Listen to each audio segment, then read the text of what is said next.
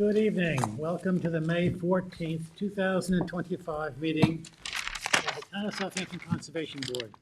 The board's meetings continue to be hybrid, which means they are both in person and at Town Hall and via video conference through Zoom webinar. If you go to the town website and click on the town clerk's agendas and meetings portal, you can watch the live stream video of the meeting, and there is a link to submit written comments for the public record. You can also join the Zoom webinar through the town clerk's portal. If you are attending via Zoom and wish to speak during the meeting, then please alert our moderator by clicking the raise hand icon or type in the chat box. Thank you. I invite everyone to rise for the salute to the flag. I pledge allegiance to the flag of the United States of America and to the republic for which it stands, one nation, under God, indivisible, with liberty and justice for all.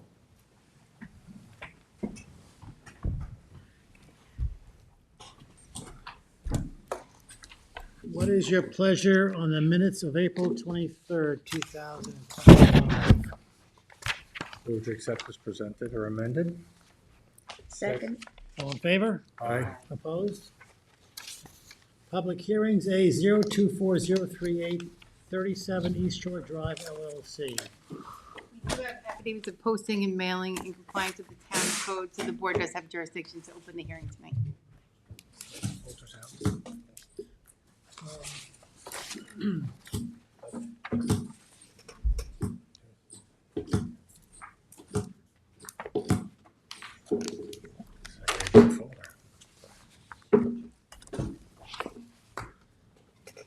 Southampton? Yep. Yes, ma'am. Marty, you have a set of this? Oh, you can. Thank you very much.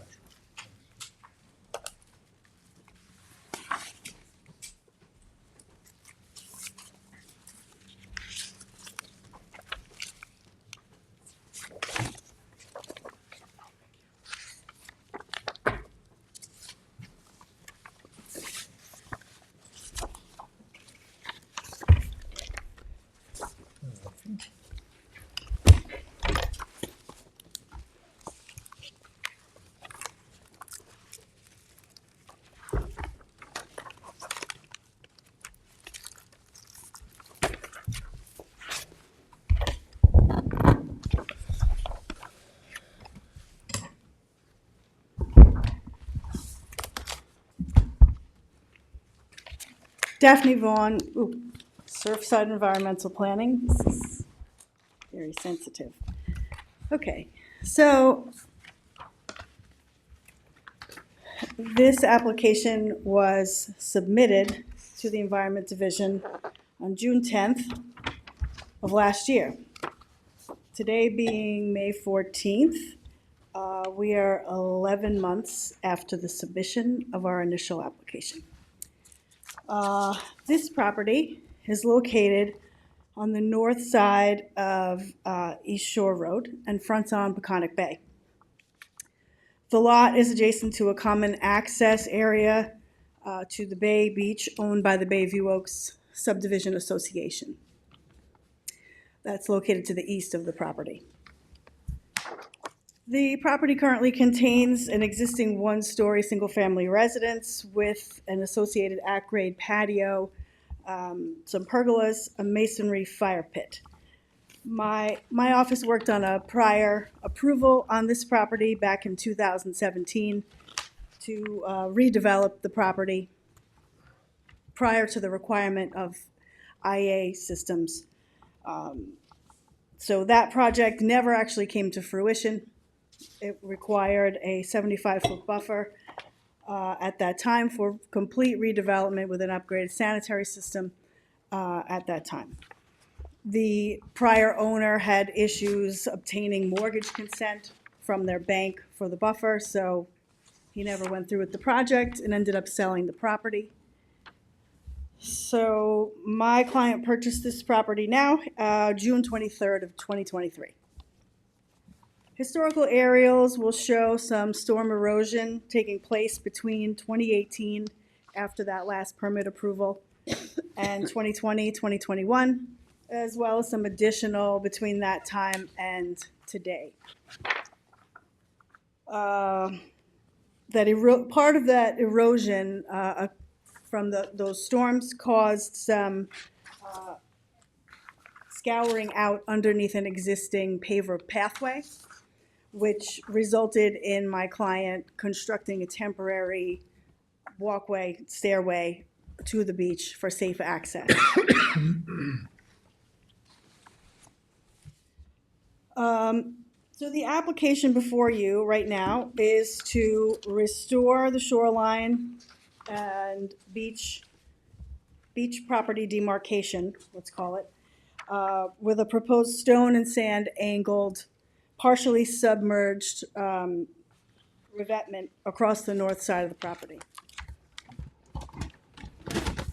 This proposal will restore eroded grades using various sizes of stone and cobble as well as sand.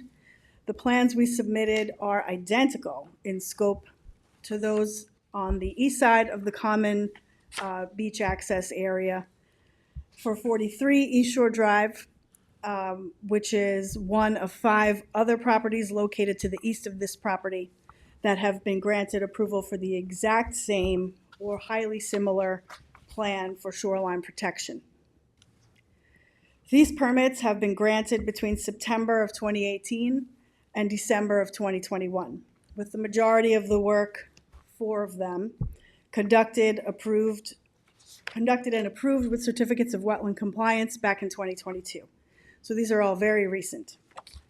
3 of the 5 approvals did not require a public hearing before this board. Only the first one, shown as number 3 on that set of photographs that I submitted to you. On page 2 or 3. I gave you a little chart. Okay, where was I? So the first one was 51 East Shore. That was approved back in 2018. And the last one, which was 43 East Shore, right across the common access, shown as number 1 from 2021 approval. But only those 2 had hearings. The other ones did not. So as I just mentioned, I passed out this little photo presentation to you. The first page shows the subject property, and you can see the erosion that took place underneath the paver path in the first photo. The second photo underneath is the view from the beach toward the residence. The third photo shows the 5 other properties that received approval. The next page shows those details of those approvals and the dates and whether or not a hearing was required, and the approval date and issuance of a certificate of wetlands compliance for completion of all of these. Yes. Will you identify the erosion that you called under the paver? Yeah, you can see it. There's a staircase, and is Yeah. that what you're referring to? So that staircase was constructed because of that erosion. They may have even removed a small portion of that, because I believe when I was there a year ago, it was a little more severe and kind of scary to think about walking on. So I think my client constructed that just so that there's safe access for someone to the beach without, you don't want to slide down. It doesn't look crazy in this photo, but it's steep enough that you're not going to be able to walk down it without causing disturbance or possibly hurting yourself. Okay, so then the other photos show you down the line of each of the prior approvals. You can see the first one has sand and cobble over the rock wall, and the others it shows individually each of the rock walls that were allowed for each of them down the line. And the plans submitted for those, I gave you copies of the 2 that went to a public hearing. That's what this page is. And I highlighted on it, gosh, I can't open this, that the one side here is for 43, and the other side is for 51. And the details for 43 are identical to ours. Ours is just narrower in scope. There was a total of 16 feet width of rock, where ours is, I believe, 8. Okay, so our proposal shows placement of sand to be graded over the revetment with proposed planting of beach grass to help hold it all in place. The stone will be, as I just mentioned, 8 feet wide with grading over it before and after it, totaling a width of 13 feet. One thing that is not shown that I just mentioned is that he has that stairway to safely access the beach. Effectively, if this is approved, we would need to reconstruct some form of a stairway, which we would also like to request as part of our project so that there is safe egress to the beach. So Mr. Shea's report from March 19th states in it that he believes there's no imminent threat or peril to the structures by flooding or erosion, as the existing development is more than 36 feet landward of the erosion. None of the other 5 approvals suffered any structural peril at the time of their approvals. Mr. Shea suggests as an alternative to elevate the residence in lieu of protecting the shoreline, which is not necessary, nor is it practical, as the structures are not located in a FEMA flood zone. The FEMA boundary is located 6 feet landward of the most landward portion of the rocks.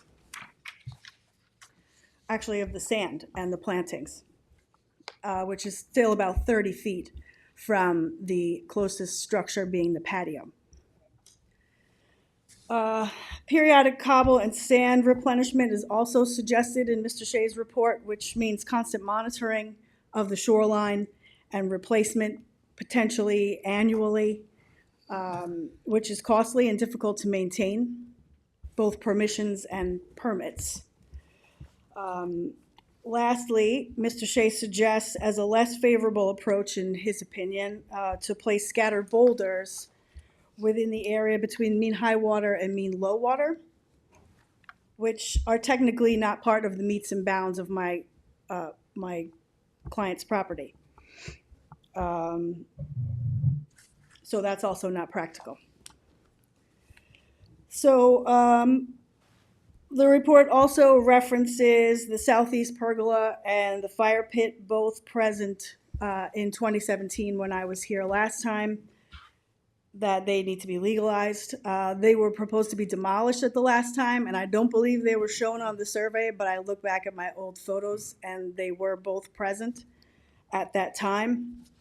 But they weren't deemed an issue because we were proposing to get rid of everything and build a new house. So the prior owner installed, I guess after he and I surrendered on this project that he had, he installed a pergola on the north side of the house on the existing patio. The current owner would like to legalize that as part of this, as it was referenced in Marty's report. So the overall goal of this project is to maintain the property in order to protect it from further erosion in conjunction with the other previous approvals by this board for the 5 others to the east of this property.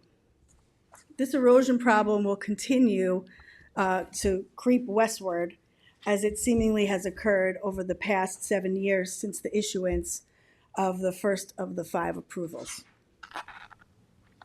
I also submitted to you a copy of a DEC permit for this project that was issued back on October 16th. Mr. Shea did go out to the property after our submission in June. He was out there on October 29th and notified my office that a report would be forthcoming at that time. After many emails and requests for that report, one was finally issued on March 19th, which requested us to go to this hearing to discuss. So that brings us to today. Chapter 325-8A states that within 5 days of submission, that an application is supposed to be given to the chief environmental analyst, and within 30 days, he's supposed to issue some form of a response, technically to this board, in the form of a report or a notice of incomplete, with allowance for an additional 30 days. That's 65 days. We've waited 9 months for a report.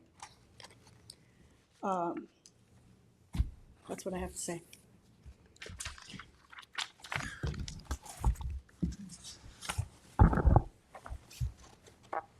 Do you have any questions? Not yet.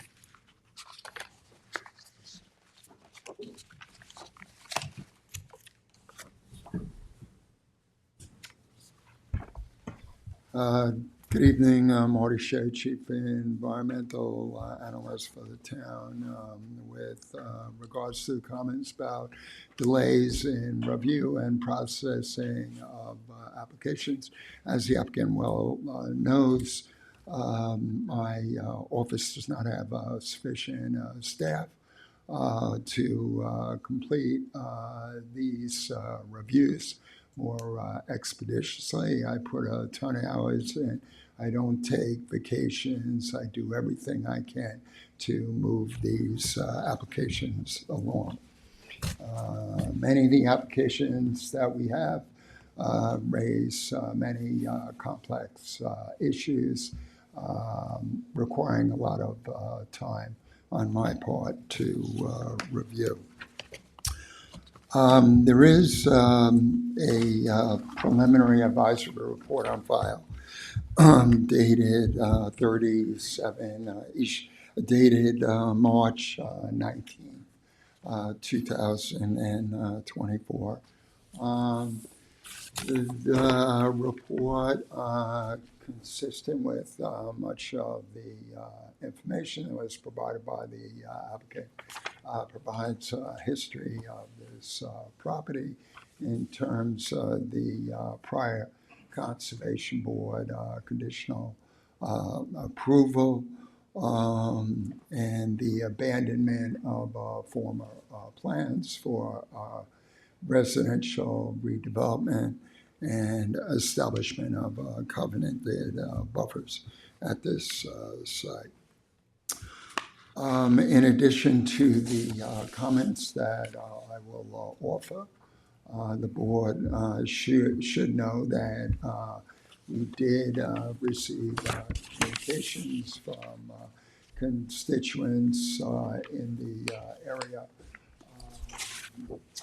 most recently from an ex-officio of the Bayview Oaks Association, who did express concern about this application.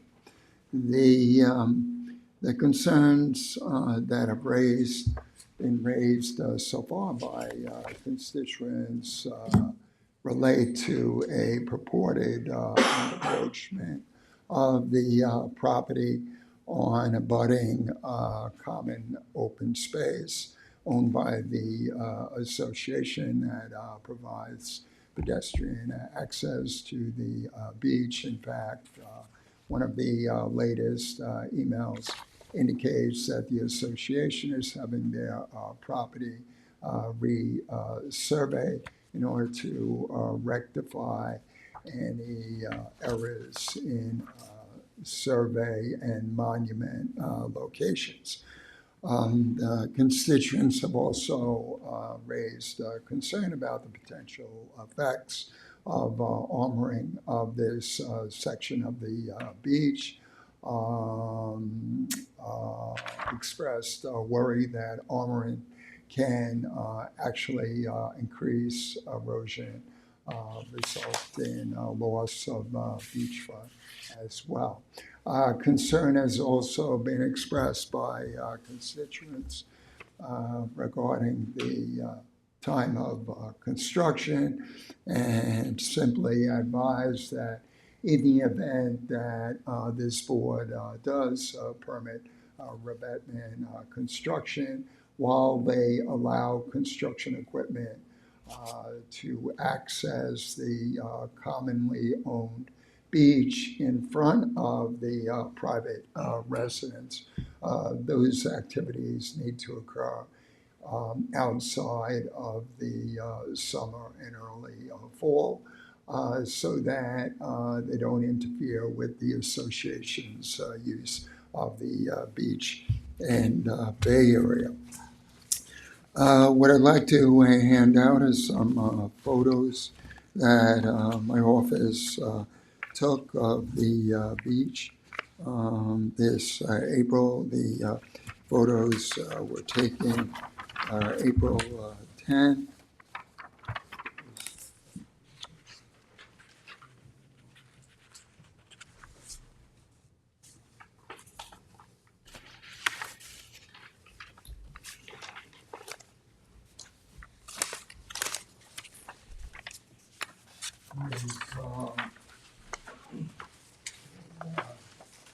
Second photo as well, someone is one of the applicant's photos that shows the subject property.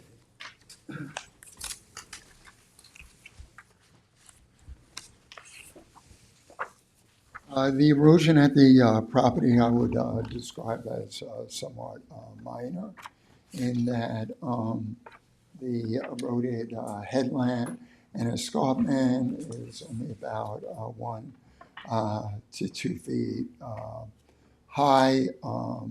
Maximum, as is fairly evident in one of the photos that I shared with the board members. The house itself is situated at least 60 feet back from the eroded section of escarpment in the upper beach. The hardscape, some of that which needs to be legalized, is a bit closer.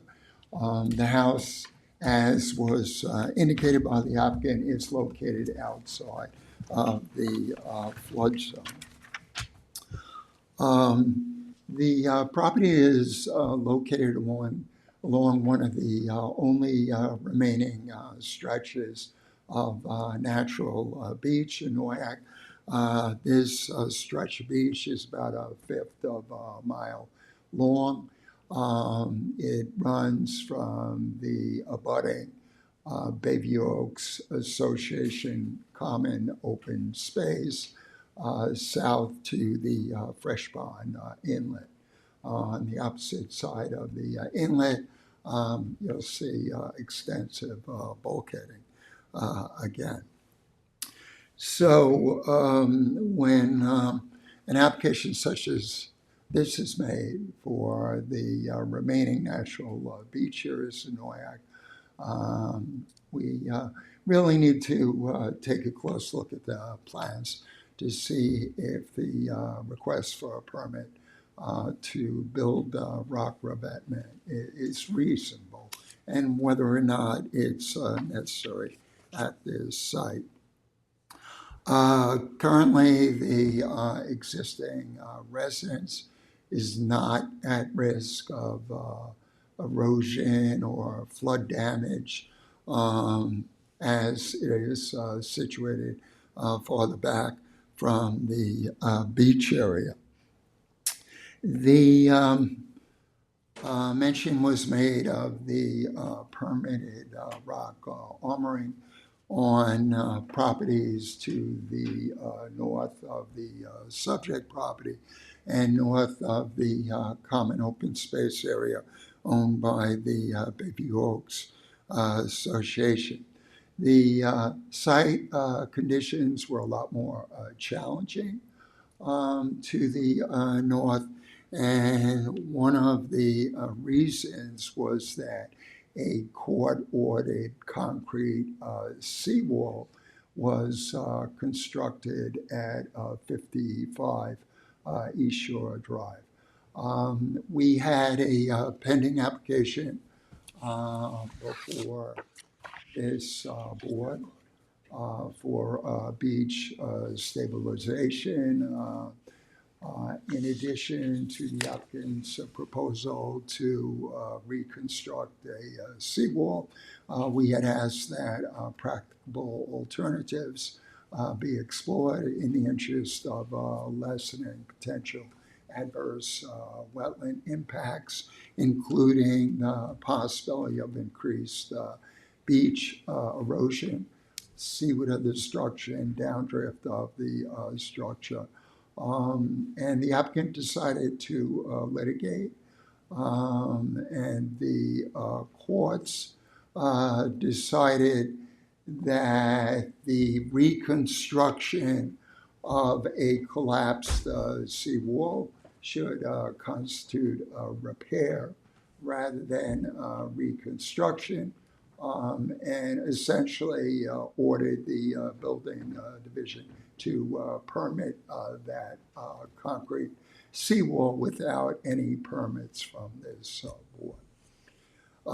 Unfortunately, as anticipated, we began to see impacts from that concrete seawall, particularly downdrift impacts, resulting in much more significant erosion than you're seeing at the subject property. I recall the escarpment being a lot higher, and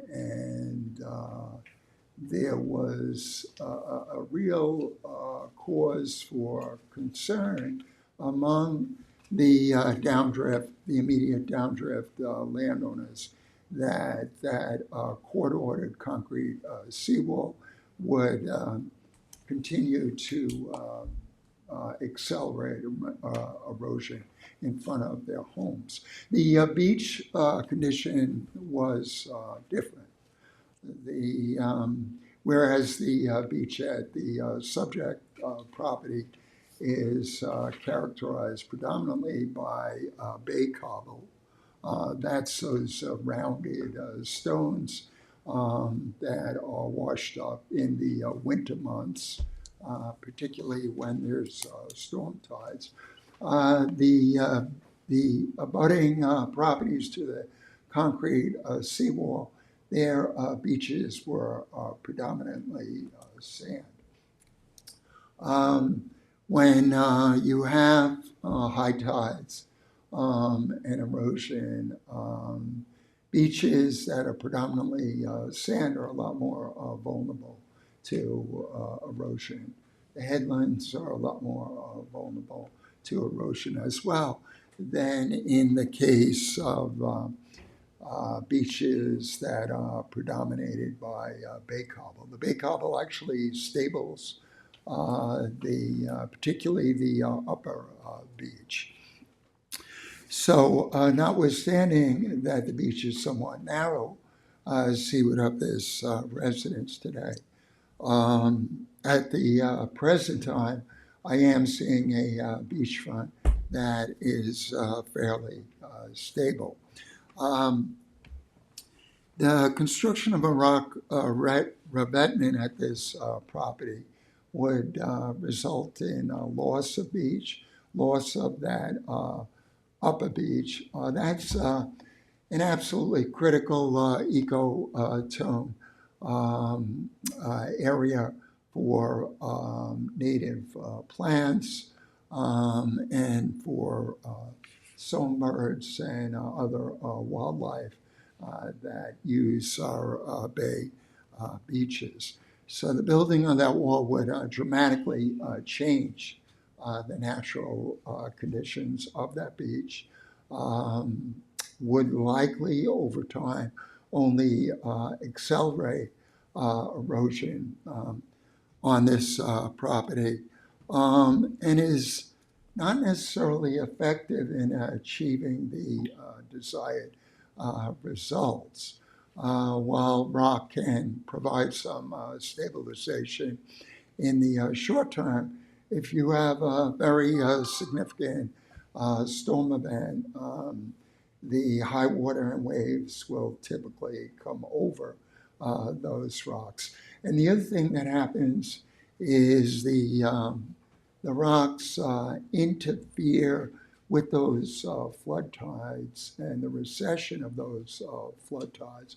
And when those flood tides come in, it can redirect the waters and the energy of that tidal surge onto abutting properties, increasing the risk of erosion and damage to adjacent properties. So when you consider whether or not to permit rock armor at a property, you not only have to factor in the risk of loss of beach and wetland impact on the subject property, but you have to consider the downdrift impacts.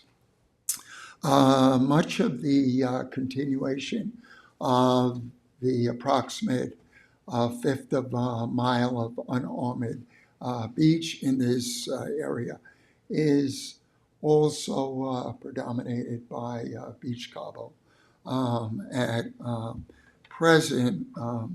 So while I have not looked at all those individual properties, I'm not seeing a critical need for armoring the abutting lots to the south as well.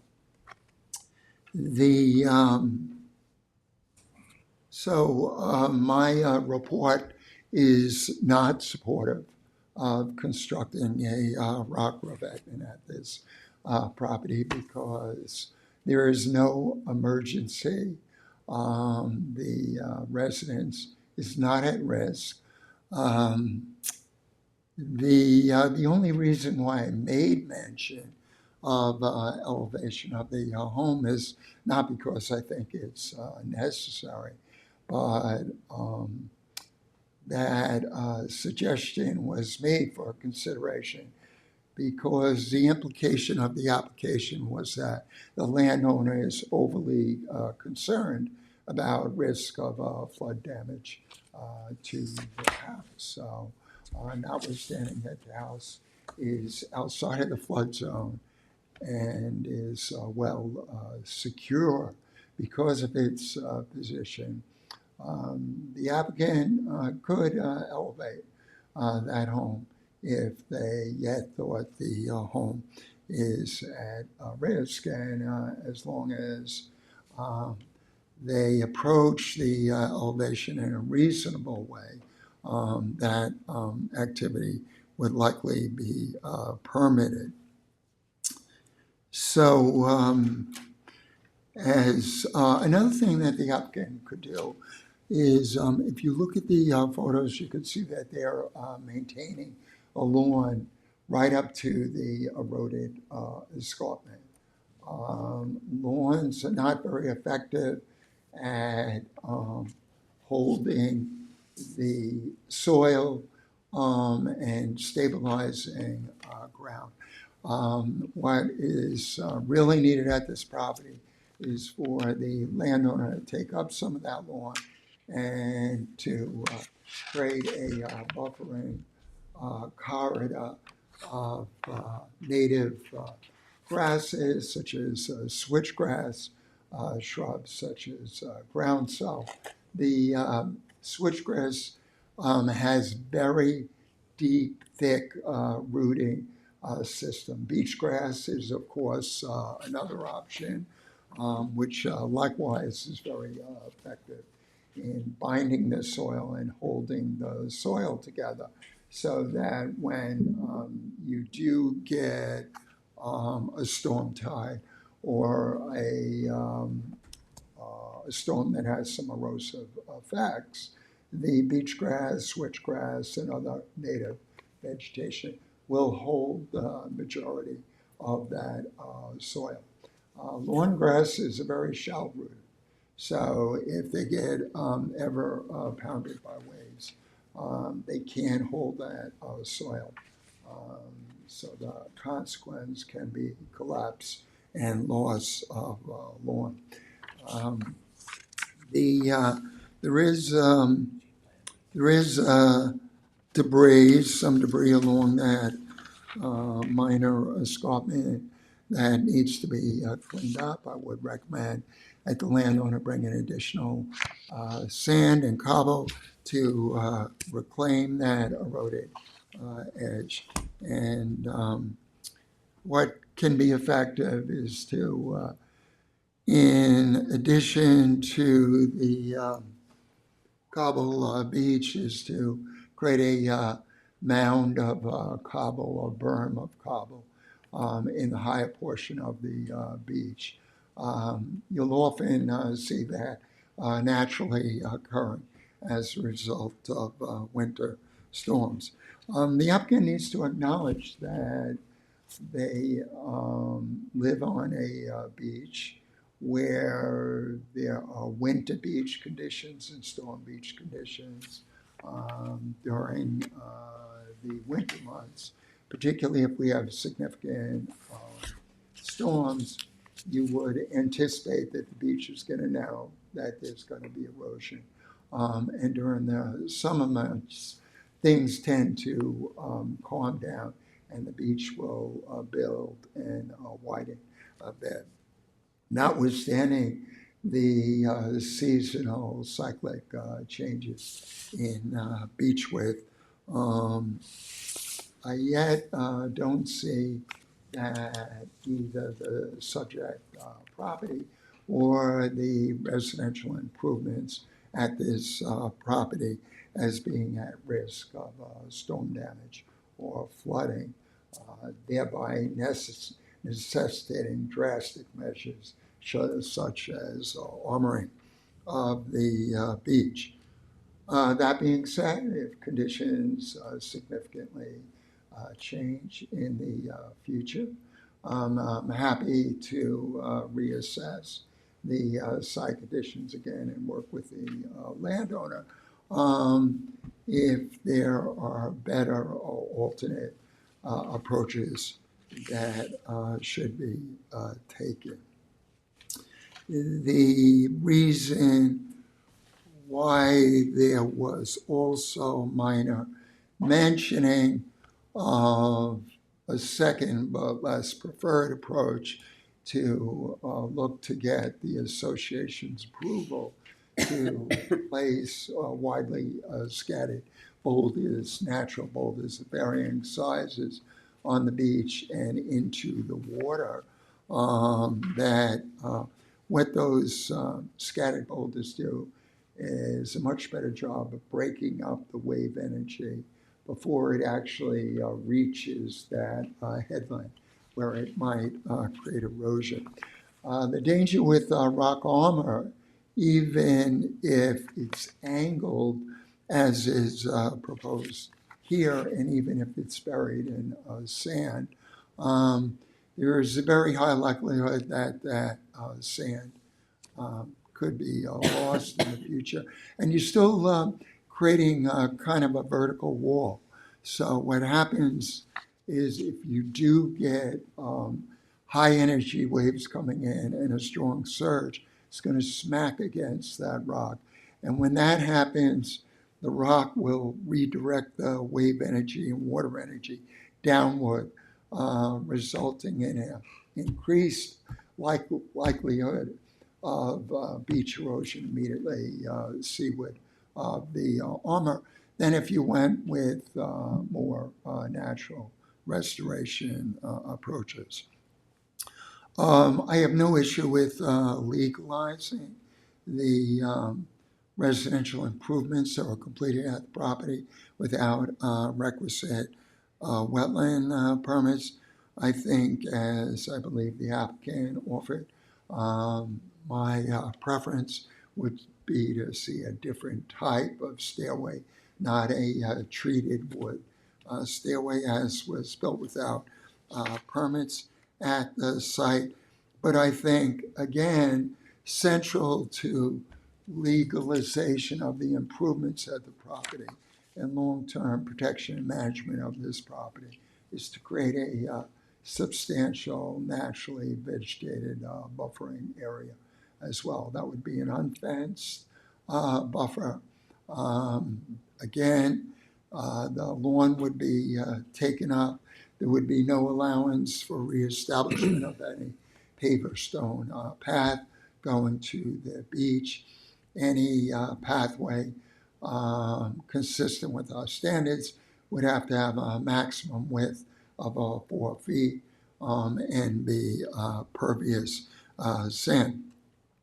So I would be happy to work with the landowner on a more naturalized plan for their site to address their concerns, but rock armoring at the site at the present time is wholly unnecessary and would result in loss of beach, loss of that critical upper beach and headland edge with adverse impacts on wildlife, adverse impacts to use of the beach by the residents of the Bayview Oaks Association. With regards to the constituent concerns about potential encroachments of this property on the private open space and possible adjustments or corrections that need to be made to the applicant's survey, I will await the resurveying of the privately owned common open space to complete a comparative review to see if there is need for any adjustments in the applicant's survey. We do have a constituent with us from the Bayview Oaks Association that I believe is here to speak to some of the association's needs and concerns tonight. Thank you.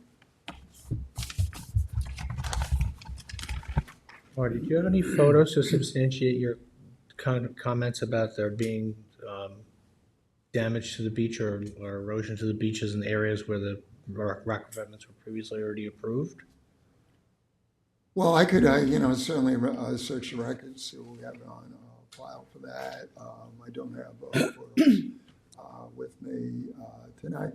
We were not only concerned about the erosion that was occurring. We also observed, my recollection is that we observed that the beach area that was being impacted was more sand as opposed to cobble. Cobble layered beach is a lot more stable. And the permitting, I would say, was somewhat of a response to the concerns about the long-term impacts of the court-ordered concrete seawall. This property is located much further south of that court-ordered seawall. It also abuts a privately owned common beach that is very stable right now. So it's separated from the nearest property that is owned by a stable beach. So I think the conditions are different than what I recall further to the. Marty, the properties that are north of the subject property, you're saying that those are sandy beaches, and so that went into your consideration for why you would give a permit? I believe that was, I recall that was part of my consideration as far as the possible risk of erosion, downdrift erosion from. Because from the photographs that Daphne submitted, those beaches look like they're all cobble. Well, they're not all cobble today, as my report speaks to. There's less cobble. And I don't recall there being a lot of cobble when the rock armoring was permitted. on those northerly properties. Properties were, a lot closer to that vertical concrete wall, particularly when you have a vertical solid wall. The risk of impact, downdrift, immediately downdrift, and seaward of that wall is great. So I think we were concerned not only regarding the conditions as observed during that time, but the risk of erosion down the road. But beyond that, I would have to pull all those records and share those records with you, and I'd be happy to do that if the board is so interested. So the conditions today, they are cobble and sand to the north, where that armor is, but as described by my report, they don't have as much cobble as you see in front of this the subject property. So the the cobble that you're seeing in these photos is most beneficial in terms of stabilizing the area. I just, at this time, I think the conditions are fairly stable. I don't see that there's immediate need to consider such drastic measures, such as rock overlays. Thank you.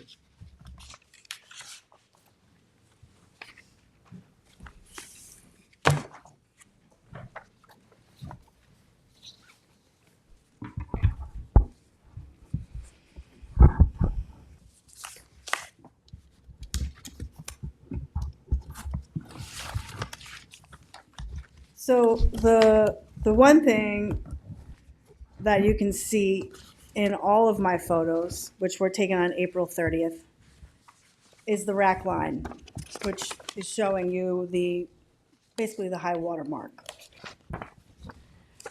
And if you notice, in front of every rock revetment that has been approved, the rack line is, I don't want to say significantly, but it's in front of it by at least a few feet.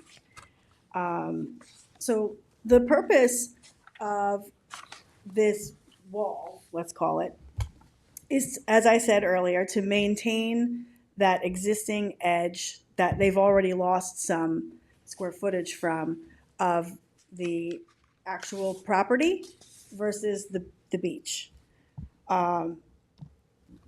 It would be put at an angle to try to alleviate some wave action when it does hit it, but it would also be covered in the sand and cobble and then planted with beach grass on top to try to hold that as much as possible. And if that is planted at the right time, that the roots of the beach grass would be allowed to actually take, they should effectively hold it during the majority of the year. The whole purpose behind this is mostly, as Marty indicated, during the winter months when you're going to see the bigger storms and wave action that's actually eroding the property during these storm events. You can even see in Marty's photos that he submitted to you, the rack line in front of the property. This is actually a nice photo because it shows you the eroded vegetation that was at the seaward end of the property, which was Montauk daisies, to my recollection, which is not native. I've been coming to this shoreline for 24 years in a number of capacities and been to many of these properties multiple times throughout the years. This is not necessarily a big natural vegetation shoreline. It's basically people's properties, a couple of ornamental things here and there with some native plants, and then the cobble and sand beach. So what I'm saying is that what we're proposing would be essentially in that location of the stairway. It would be that width going into the property landward by approximately 8 feet with the rocks, and then 2.5 feet on either side of sand to mound over it. And then our objective would be to build a new non-treated wood staircase over it for safe passage to prevent erosion from humans to access the beach safely.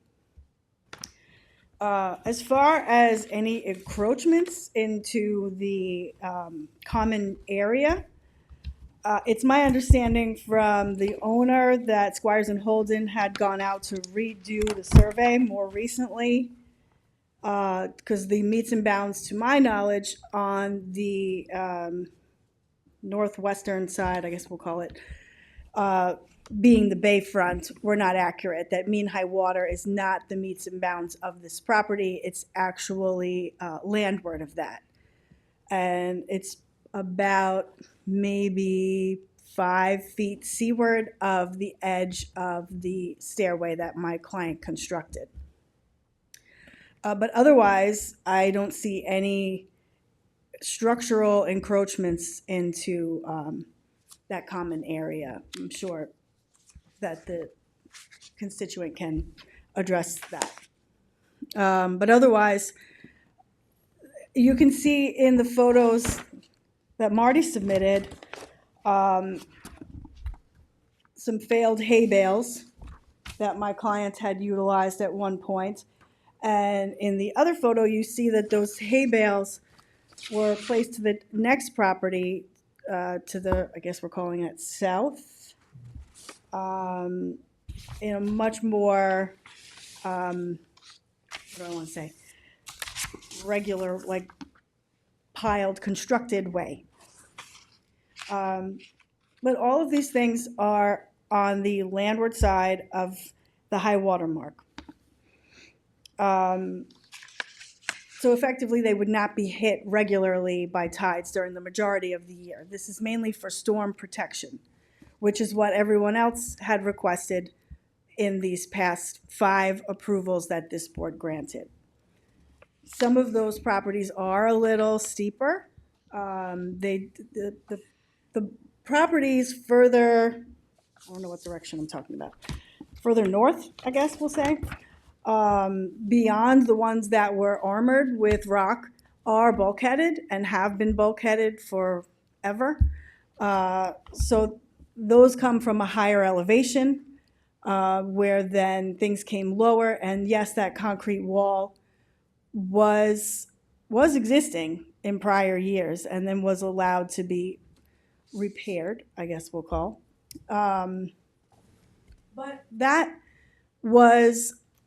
received a certificate of compliance in January of 2019, which is still after the issuance of the first permit for the armoring at 51 East Shore, which is right next to that wall. So I wouldn't say that the need for these permits was specifically because of that wall, because they were all issued either before or right around the time of that wall being reconstructed. What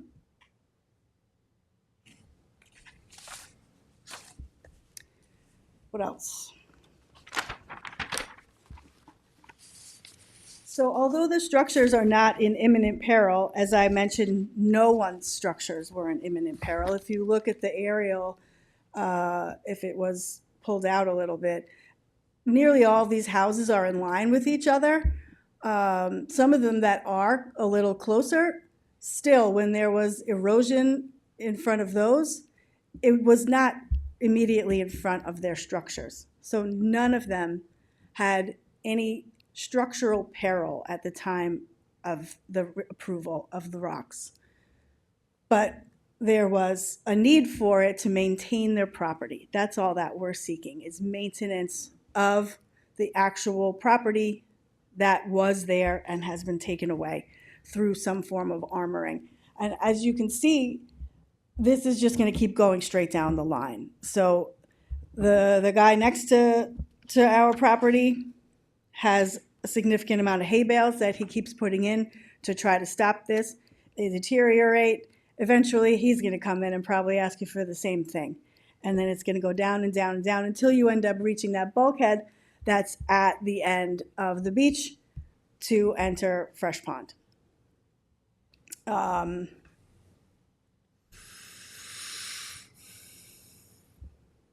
Yeah, so that shows nicely from this property to the east. And each of those properties have some form of erosion issue. And either you have seen them or may see them in the future. This is not a short-term fix situation. This is a recurring issue that is causing damage, not necessarily to structures, but eventually could cause damage to structures. Is sand replenishment an answer? It's a short-term fix. We're looking for something that is in keeping with what was approved for the other properties and would provide a more longer-term fix. If you look closely at the photos that I submitted, where Marty was talking about scouring in front of the rocks, I don't see any evidence of that in any of these, and they've all been there for at least 3 or 4 years. Because they're landward of that typical high water mark where the rack line is. Okay. Marty Shea, Chief Environmental Analyst. Just a couple of quick comments. Notwithstanding now, we may not be observing significant scouring in front of the rock armor to the north.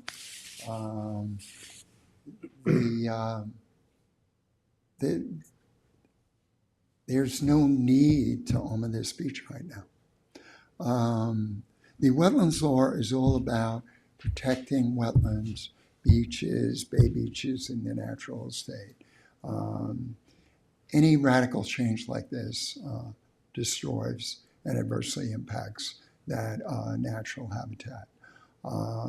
If we had a residence that was right on the edge of an escarpment, we might look at this differently. I am concerned about the domino effect. If a revetment is permitted in this location, where, based on my assessment, it's not necessary, we are going to get applications from additional landowners along this remaining fifth of a mile of natural beach. And the end consequence of that may be that you're going to lose this whole section of unarmored beach. So there is no emergency at present that would dictate this radical change. The other comment I wanted to offer is that in the case of the court-ordered seawall, remember that there was a prior seawall there. The walls started getting damaged. I had met with the landowner and her marine contract to give them guidance on repairing small sections of that wall.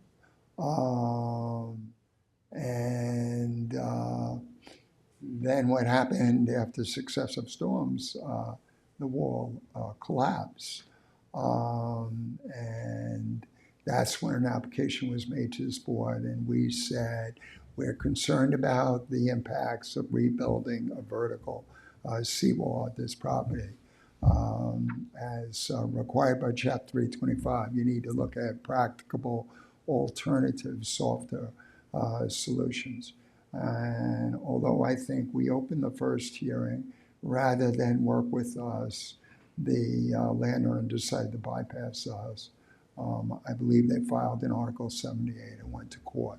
And the court overruled this board, did not give this board the opportunity to weigh in on that reconstruction of that wall and directed the chief building inspector to allow them to build a new wall. So we already had a wall there that was having some impact, and that may have been a factor in any permitting of stone on the immediate abutting property, if indeed that occurred prior to construction of the new wall. Thank you. Is there someone in the public who'd like to speak on this application? Yes, sir.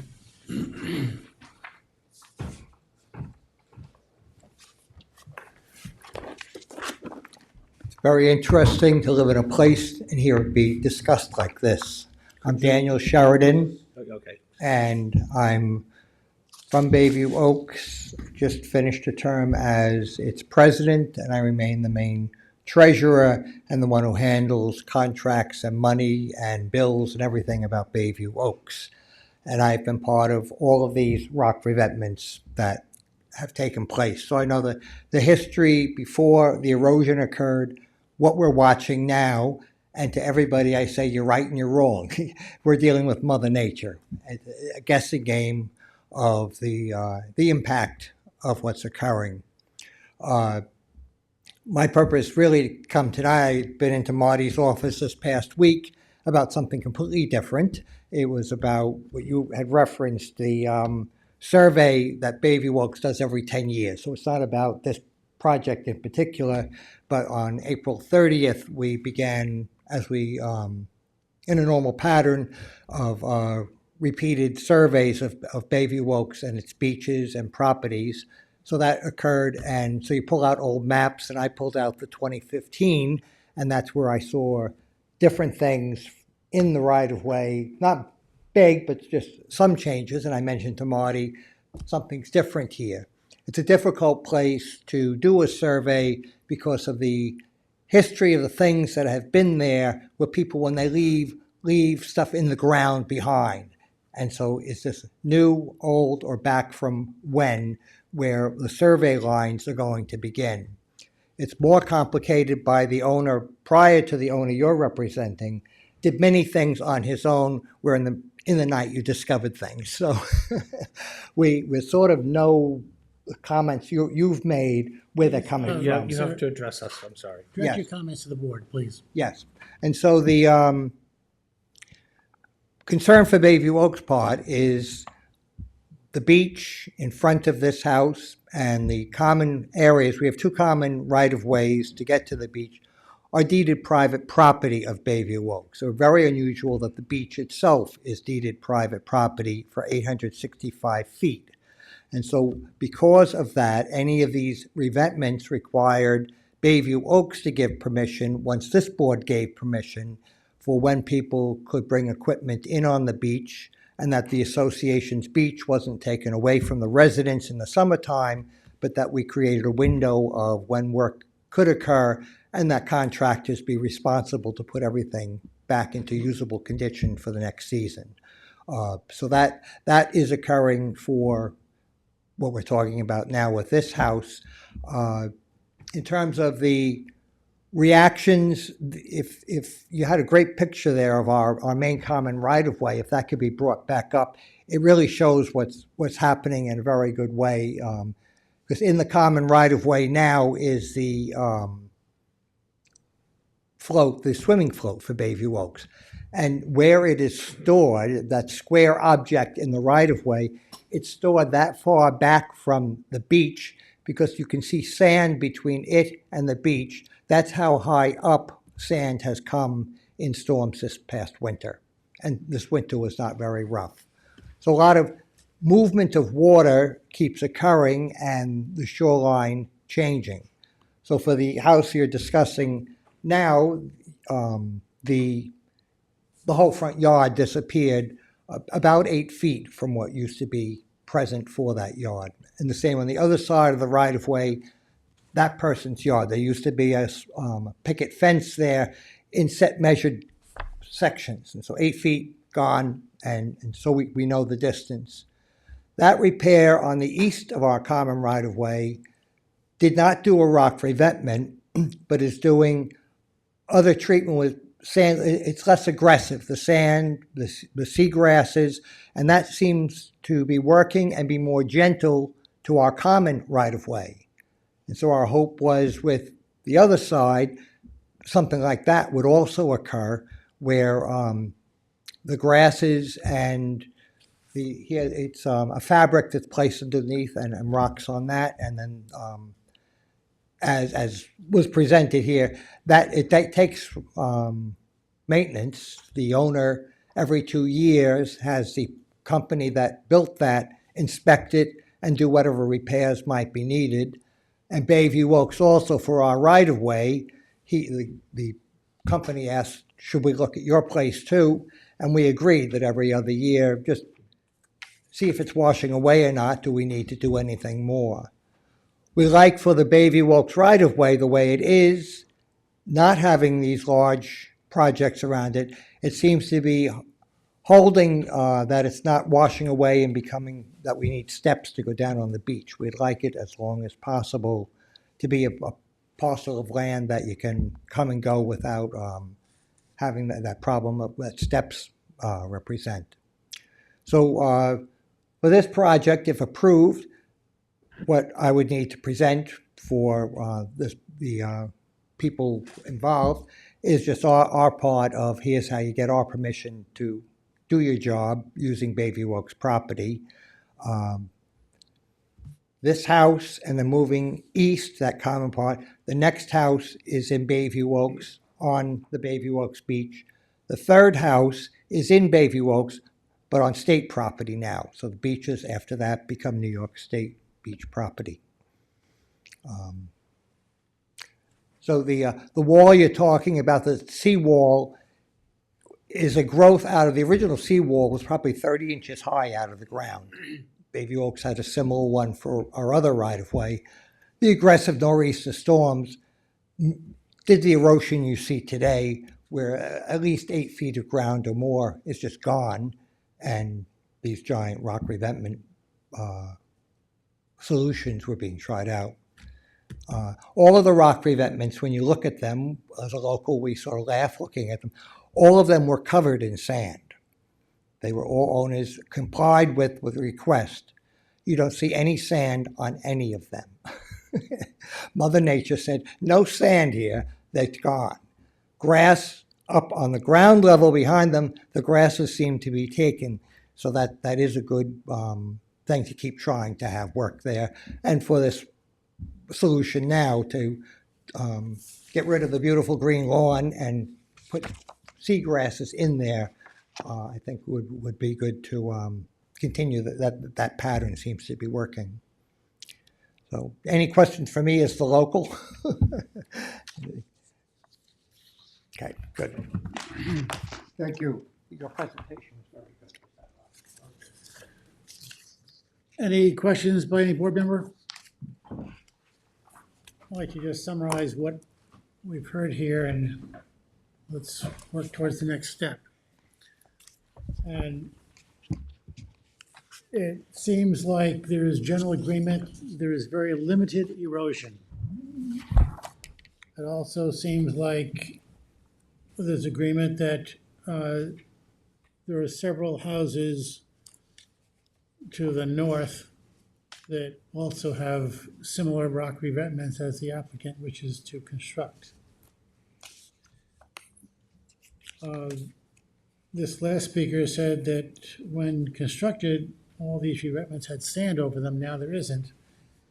Not real surprising because that moves away first.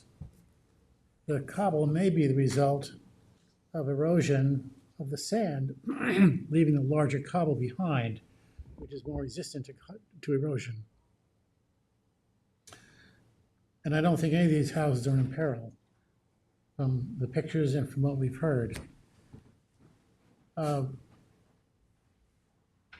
So the benefit of a rock revetment on this property or some protection of this property would be more for the protection when there is a storm event than on an everyday occurrence, like on some applications we see.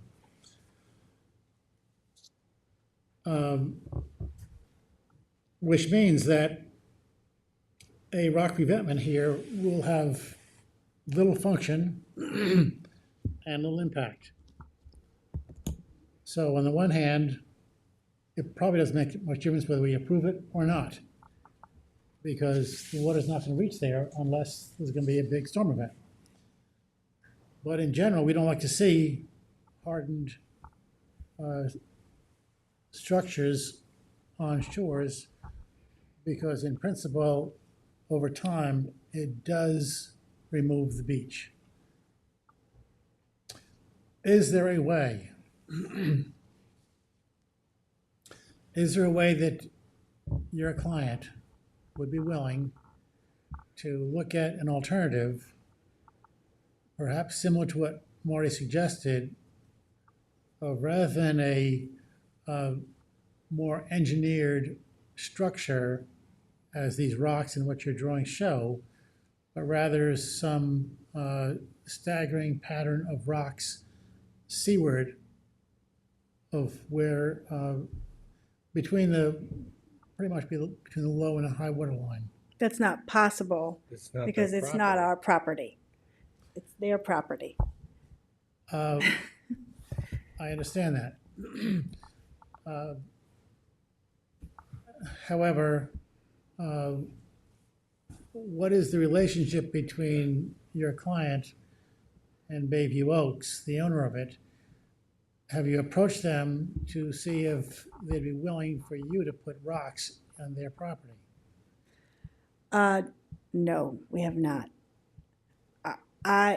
Knowing I think that's a the little residents much. of this area, I can't imagine them being super excited for something like that. They treasure this beach. He just said, they have the swim float. People utilize this beach regularly. This is the whole reason you live in Bayview Oaks, so that you have that access to that beautiful view and beautiful beach. So I can't see them wanting to have stones impeding access for walking or just general enjoyment for little kids to potentially get hurt on. I can't see that as something they'd be jumping for joy about.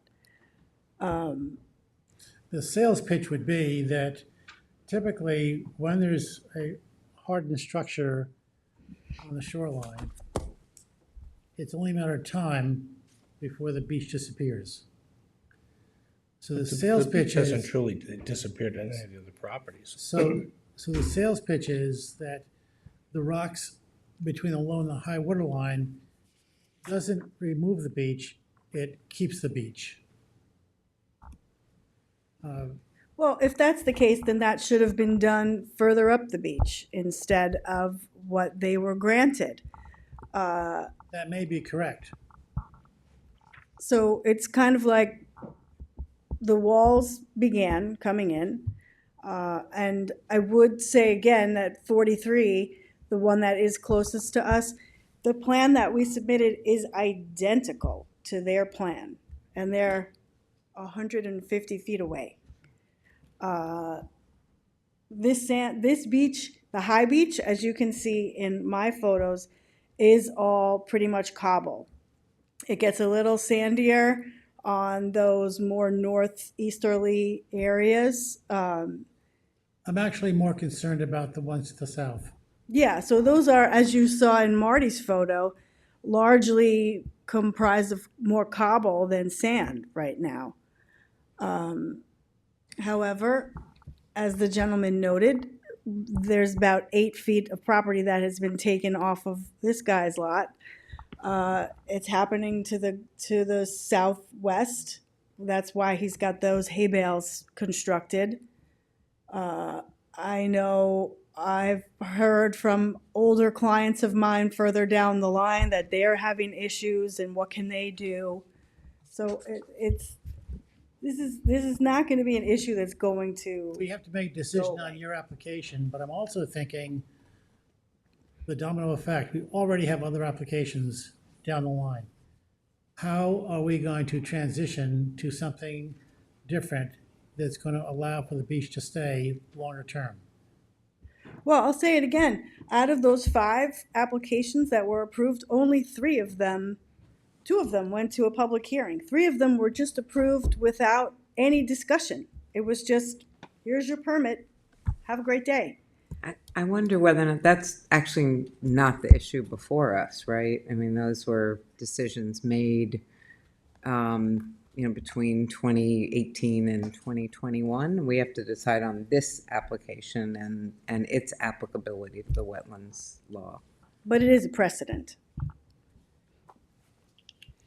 I don't think, based on her testimony and the right of the applicant to be able to maintain the edge of their property, even if the house isn't in peril, the edge of their property is. I don't think that, based on the other approvals before it, I don't think that this is unreasonable, and I'm supporting her plan, personally. Right. Marty Shea, Chief Environmental Analyst for the town. One of the reasons that you see hay bales on the beachfront of some of the properties in this stretch of on the beach is years ago we had a particularly strong nor'easter approaching. And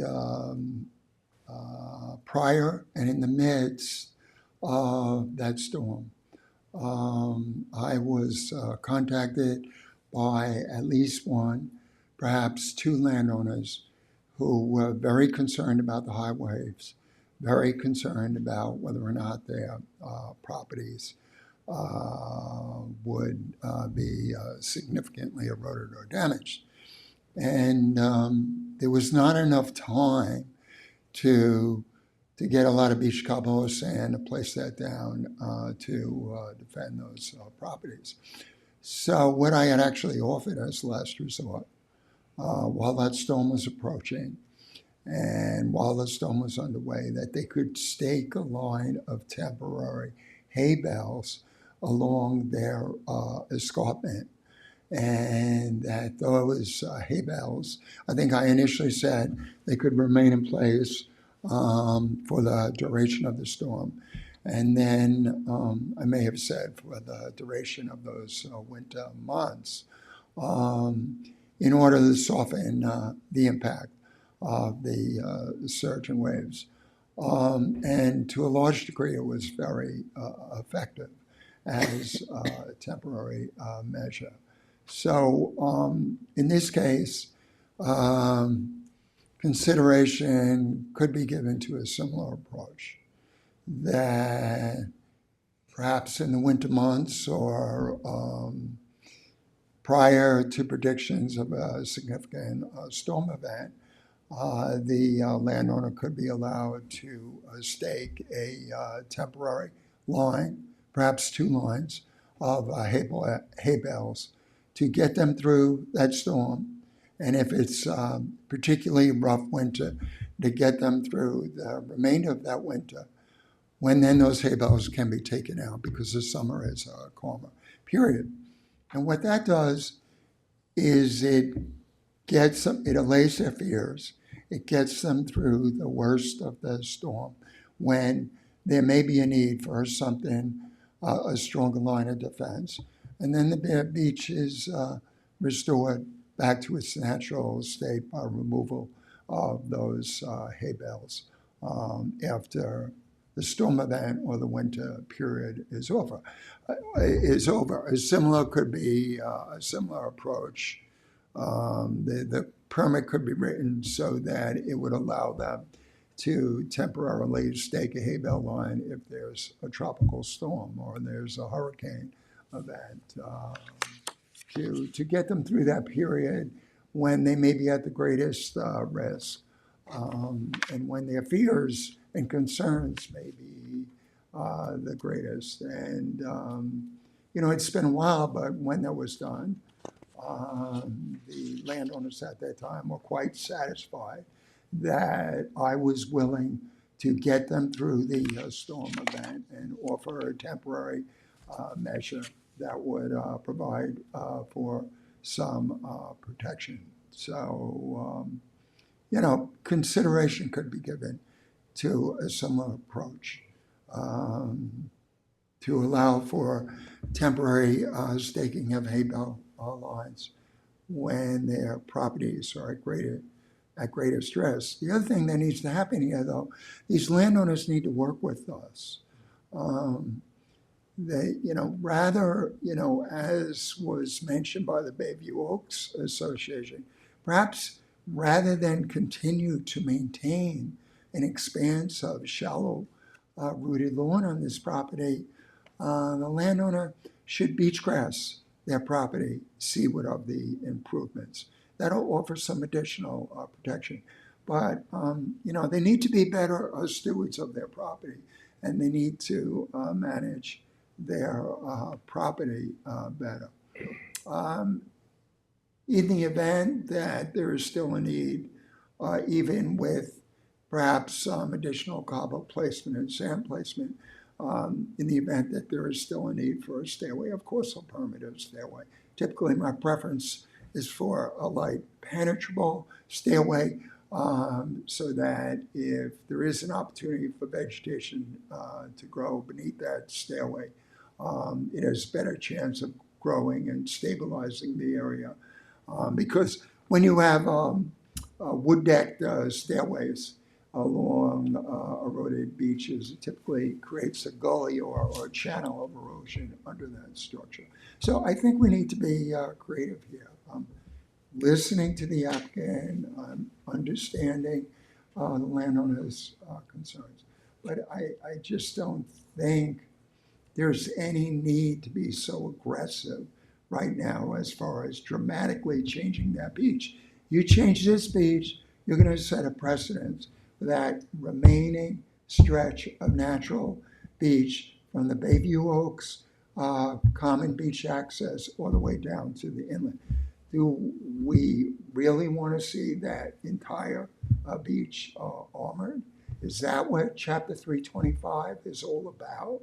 I don't think so. I think Chapter 325 is all about giving due considerations to practicable alternatives, being creative in your approaches so that you can go with the least environmentally damaging approach. The revetment results in a loss of wetlands and a loss of beach forever.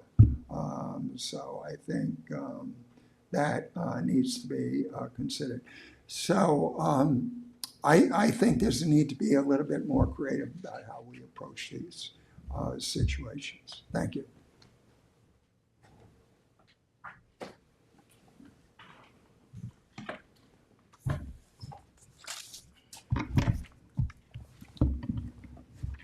I think Marty's last statement that this would result in a loss of the beach forever should have then been considered for the other properties. Hay bales to me are not an answer to this. Who wants to look at hay bales? I don't think anyone. Farmers probably don't even want to look at hay bales. This is the Hamptons. There's a standard to living here. People pay exorbitant amounts of money to live here. They don't want to look at hay bales in front of their property. It's not what this place is about. I mean, yeah, sure, that's a temporary fix. I don't know. Light penetrable, non-treated stairway is not an issue. That is totally fine.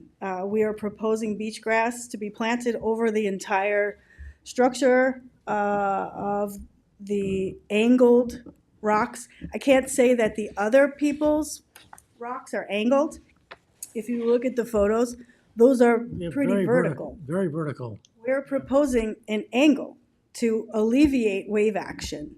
That's what is supposed to have been done at least on 51 and 43. On 43, it may be that way because it's buried right now with the cobble, but I don't think it's that way for 51.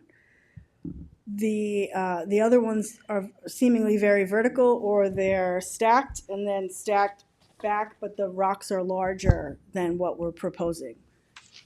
We're not proposing a huge rock wall. We're proposing something smaller that then tapers back and is smaller and smaller as you go back, with cobble underneath and over it, to try to maintain that edge of the property. Like I said, we're planting over the whole entire structure. Some of these properties had additional plantings landward, but mainly because they had buffers that were required for prior projects. Like I know at 43, that whole house was reconstructed.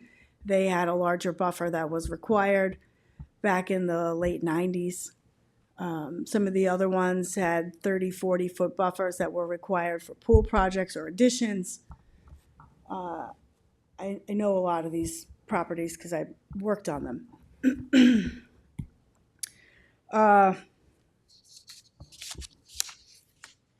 So at this point, I guess I would like to understand where the board is.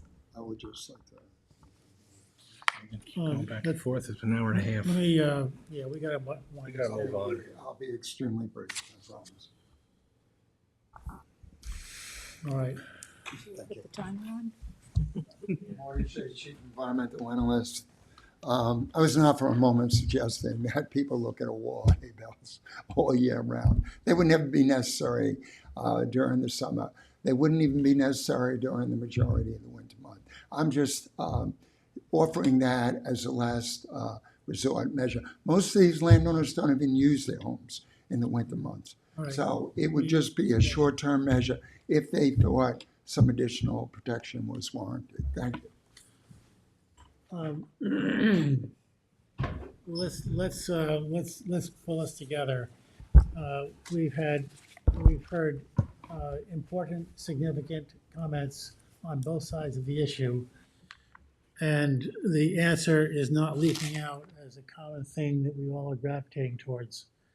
I'm interested if anybody who has not spoken has anything to say. I do. I agree with Tom. The applicant has lost a fee. And we should look not just if the house is being threatened, but also if the property is being threatened. So that is an issue to me. But then at the same time, I know it can have a domino effect. But that should have been addressed before. So what I'm saying is I'm really kind of in the middle. You know, I'm not for just, rejecting it. But I do think we have an obligation to look at the loss of land, because once that land is gone, that's gone. So are we going to wait till the house is now being threatened and then allow a hardening structure to go there? So that doesn't probably, answer Well, completely, it's- but I'm in the middle another because point. there's, two sides to it. See, part of me says, let's not do this now, let's wait for something to happen. One of the problems with that idea, though, is that erosion does not happen systematically, evenly, predictably. It often happens maybe once every several years, maybe once a decade, maybe longer than that. I'm just throwing out numbers. The point is that we could have a series of winters where there's no erosion and then get a humdinger. So, and when we get a humdinger, something much stronger is needed, and then there is no recovering. So, by the same token, that erosion can happen over a certain heavy winter of storms. So we may not see erosion right now from those who were installed 6-7 years ago. But in another few years, we may see a serious erosion. But here's the problem. It seems to me that it's inevitable that a hardened shore structure will cause the beach to be lost over some amount of time. Whether it's another 5 years, whether it's another lifetime or two, I don't know. But the principle is that erosion by the shore is what nourishes beaches. And when we prevent all erosion from the shore, then we're looking at ourselves right now in this time frame as the beneficiaries and every succeeding generation is going to lose. What do we do now? Do we think of ourselves right now? Do we think of the future and all the impacts in another 10, 20, 50, 100 years? I've never seen, when these structures go in, I've never seen an applicant come in here and say, hey, we want to take it out. So it's a one-time thing. And I'm leaning towards saying either don't put it in or come up with some system that's going to allow for some dissipation of the wave energy without causing scouring on a heavy storm event.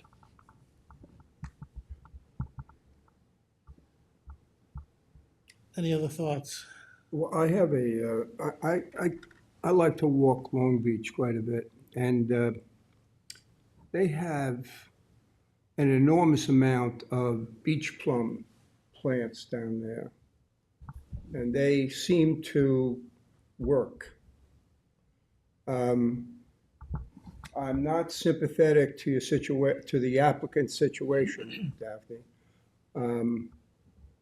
I would like to see an attempt of some heavy planting, not beach grass alone, but some heavy planting along with beach grass, backfilled, and possibly the use of hay bales during the winter, and see what happens in a season or two. And if it continues, then I would definitely say, let's put something in there. But I saw too much happen in Pine Neck with any kind of structures that they put up. There's a whole community, Sunset Shores, that lost an enormous, just by the time I'm out here. I'm only out here 40 years. And when I first came out here, they had 30 feet of beach. They don't have anything anymore. And we have sections of Pine Neck down by the waterside, they're gone because of bulkheading. And when I first came out here, you could walk that at high tide. You can't do that anymore. You can't even do it at low tide. It's my natural aversion to a rock, any kind of rock structure on the beach, that leads me to ask you to consider doing some heavy planting and see how that works out. And in the event it does, as Harry said, once you put those rocks in, they're not coming out. So I would rather make an error in terms of giving it an attempt with the planting to see if that works. And if that doesn't work, then absolutely, you got my vote to put in a rock abutment. Well, we submitted this application a year ago to get to you to have this conversation. 11 months. Well, I don't To know. get here. I don't know how to respond to that. I'm trying to respond. We've been at this for an hour and a half. No, I get it. So I'm trying to respond to the situation that's going on now. And as much as I appreciate your situation and your applicants appreciate a situation, I think it's worth a shot to do some heavy planting. I don't mean it just a couple of, sprouts of beach grass. So what are you talking about? 20 feet? 10 feet? 30 feet? I don't know what heavy planting would be considered. What I mean by heavy planting, I mean a heavy plant, something with substance. Beach grass, to me, doesn't have that kind of substance. It may help, but to really stop erosion, I think you need something substantial to be planted there.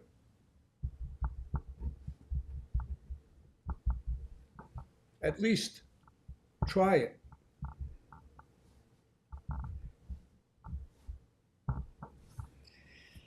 Well, obviously, I would have to have a discussion with my client. Absolutely. Absolutely. I don't think he was going to be in favor of it, but I can certainly have that conversation. if there's gonna be any requirement for planting there. Her plan was going to allow for the rocks with the sand over it to almost regain that 8 feet that was lost from erosion because the grass would be over it. Their property line would have been almost brought back to an area where it was before it was eroded. If they're gonna be asked to plant, are they gonna be allowed to bring in sand and fill in or any kind of I fill would agree to to that, bring that in, plant absolutely. over that? Because otherwise they've permanently lost that 8 feet, and I don't I'm- think that's I'm in fair total- to if a You're homeowner gonna at do all. planting, I'm in total agreement with whatever you wanna do. Because the planting plan would also have to involve fill of Yes, sand I and agree with whatever that. And material backfill that maybe. would, yeah, that's what I And mean. maybe backfill.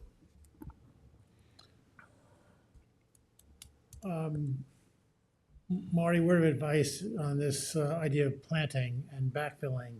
Do you see any barriers in our system or laws that would prevent that from happening?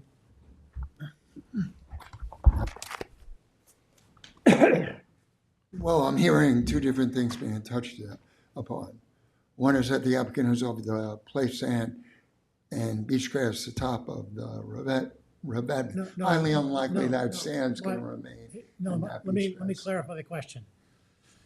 If we look at George's suggestion of he calls it a heavy planting, we can define that at some point. Yes, But if there's a heavy planting, and that would be planting that would be, I'm visualizing something that would go, perhaps the entire span of the staircase as just as a reference, which perhaps would need some fillings under it to elevate it. But would we be able to permit filling that area and planting, he suggested beach grass, not beach grass, beach plum. There may be other plants that would do well too. They should be, the characteristics should be something that has a root system that tends to hold soil There you go. and a deep root system, much deeper than what beach grass would provide. Phragmites is great, but you don't want Phragmites. But something that is aggressive like that, that can take hold and flourish. And how can we create an environment for that to happen? I would just hope that you need to plant a wider area. You can't just look to place sand and right along that escarpment and just plant that. That's not gonna be sufficient. You need to extend the planted area How further wide? back into the property. How wide an area? Well, I don't know. I'd have to take the time to take another look at the site conditions, see what makes sense. But it can't just be a narrow strip right at that escarpment. You need more than that. Well, I'm trying to get a sense of whether we're talking about 10 feet being a narrow strip or 30 feet being a narrow strip. But give us some Right now, range. they're maintaining most of the seaward side of that property as shallow rooted lawn. The lawn is never going to hold the property of the soil if you get high water events. My suggestion would be to start where the property extended before the erosion, start at a planting plan there, and plant backward to the. Yeah, we can certainly look at that, but I would have to reassess the site conditions and decide what I think is going to work and what would be reasonable. And I'm happy to do that. In fact, those activities could even be permitted separately by administrative wetlands permit. They don't necessarily need to be authorized by this board. Okay, I okay. would have to My look at question that. has been answered sufficiently for now. And, So, I'm sorry, and if it did become successful, okay, it might be an example for the rest of the homeowners to follow through on that. Yeah, and it might even, we might even, as an alternate approach, look for some scattered boulders in among that vegetation as well. But I would have to look at those. Yeah, I think we need to think in terms of the entirety of this Yeah, I think the beach remaining clubs, I've stretch seen of them on natural dunes beach and Quab and come up my whole life. with an since I've been a approach child, that'll it work well works. So consistently his, Yeah. you know, for these suggestion properties. is very good. So I It's would deep. It not works. only like to reassess the site conditions at some property, but look at the other With going- properties with south of that. The plantings for the beach ones. So maybe we could And adjourn look at what this. our options are. Look at whether or not that approach is likely to be effective. Okay, so maybe we could adjourn this with some time so you could speak to your client and Marty could reassess. More than 2 weeks. I think we need It's to so be fair long for and do her. I it. think we could give her a break if she doesn't need 2 weeks. Well, what do we got? I just want to remind you all that I do have a permit since October 16th from New York State DEC for this project as proposed. I don't really know what to say right now.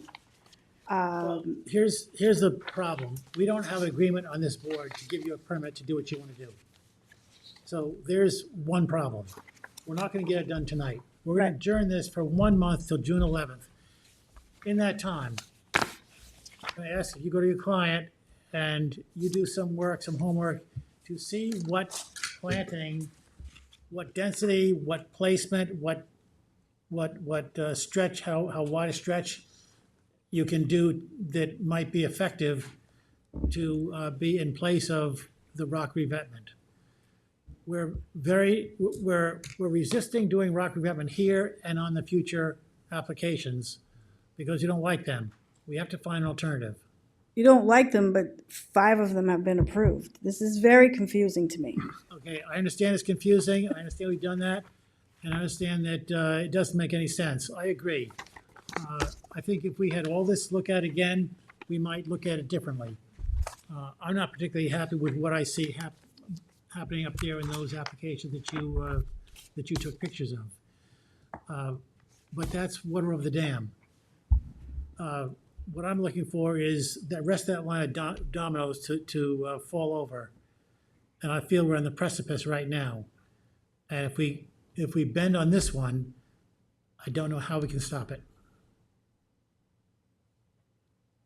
Because every time, we're gonna have the same thing. You did it there, now what?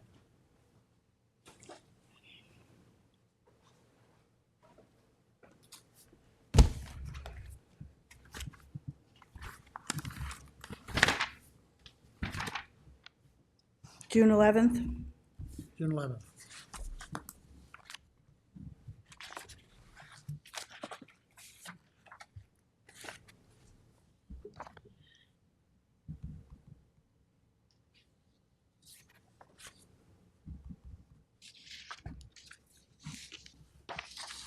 I can do that. This is under the heading in the code of exploring alternatives.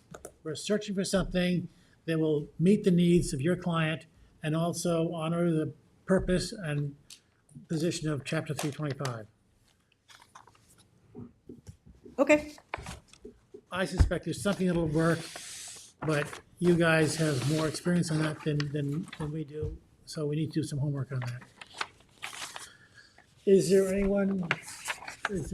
a motion to adjourn till June 11th? So moved. Second. All in favor? Opposed?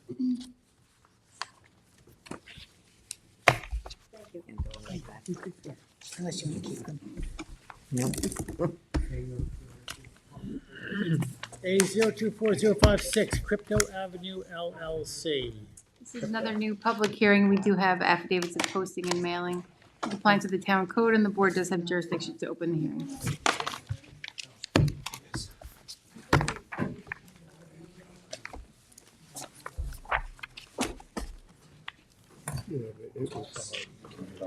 What? They'll say that it could be, yeah. we have- Sorry. That wasn't a quick decision. Well, thank you all. Thank you.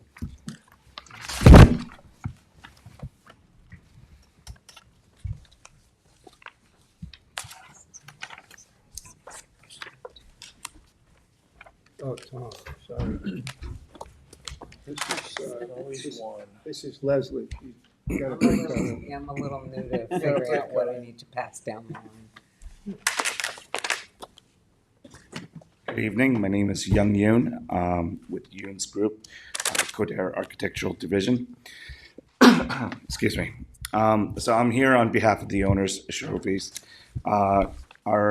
The property currently has a single-family, 1.5-story house on it. We're proposing to build a two-story frame dwelling on the existing foundation and new foundation, while relocating the existing pool landwards of the wetland and the water. With the replacement of the pool equipment, pump and filtration, the existing chlorine-based pool that's there is fully functional. We did discover that there are no dry wells connected to the dry wells for any drainage or overflows. Through multiple negotiations with the Department of Environmental Conservation, the owners have agreed to relocate the pool and revegetate a portion of the lot towards the back, relocating the pool landward of the water and wetland. And we also agreed to provide dry wells away from the wetland and relocate the septic systems further away from the wetland. And this is an approval that we did get from the DEC. And then from the main body of the revegetated wetland, we're proposing the in-ground pool to be roughly 120 feet, which is approximately 204 feet from the water. The pool and the pool patio that was dilapidated and removed were inches from the revegetated wetland area, and the pool will be using mineral water, which would have at least the least amount of impact on the natural environment. And we would provide dry wells and for drainage and overflow. The house will be 137.08 feet from the revegetated wetland area, and 246 feet from the water, in comparison to the existing home that we're going to partially demo. That is 127.33 feet from the revegetated wetland. Therefore, the proposed house is now set about 10 feet further landwards. The reason why I'm bringing up the revegetation is the owners were cleaning up the property by removing unsafe and hazardous construction materials that was on the site, debris that was left on the site, dilapidated chain link fence, trash and garbage around their entire property. He was maintaining the lawn, or what he believed he thought it was his lawn that was within, for any owner that, he recently purchased this property, he assumed that anything within the chain link fence was his property.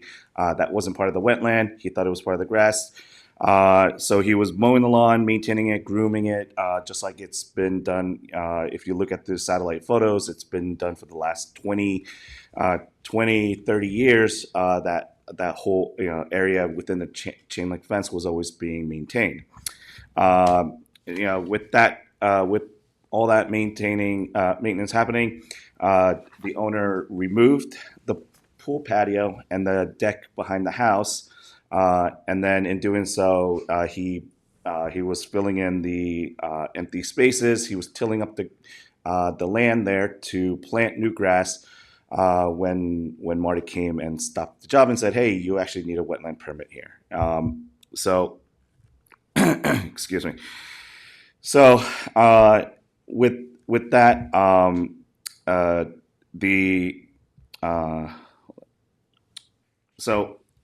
with that,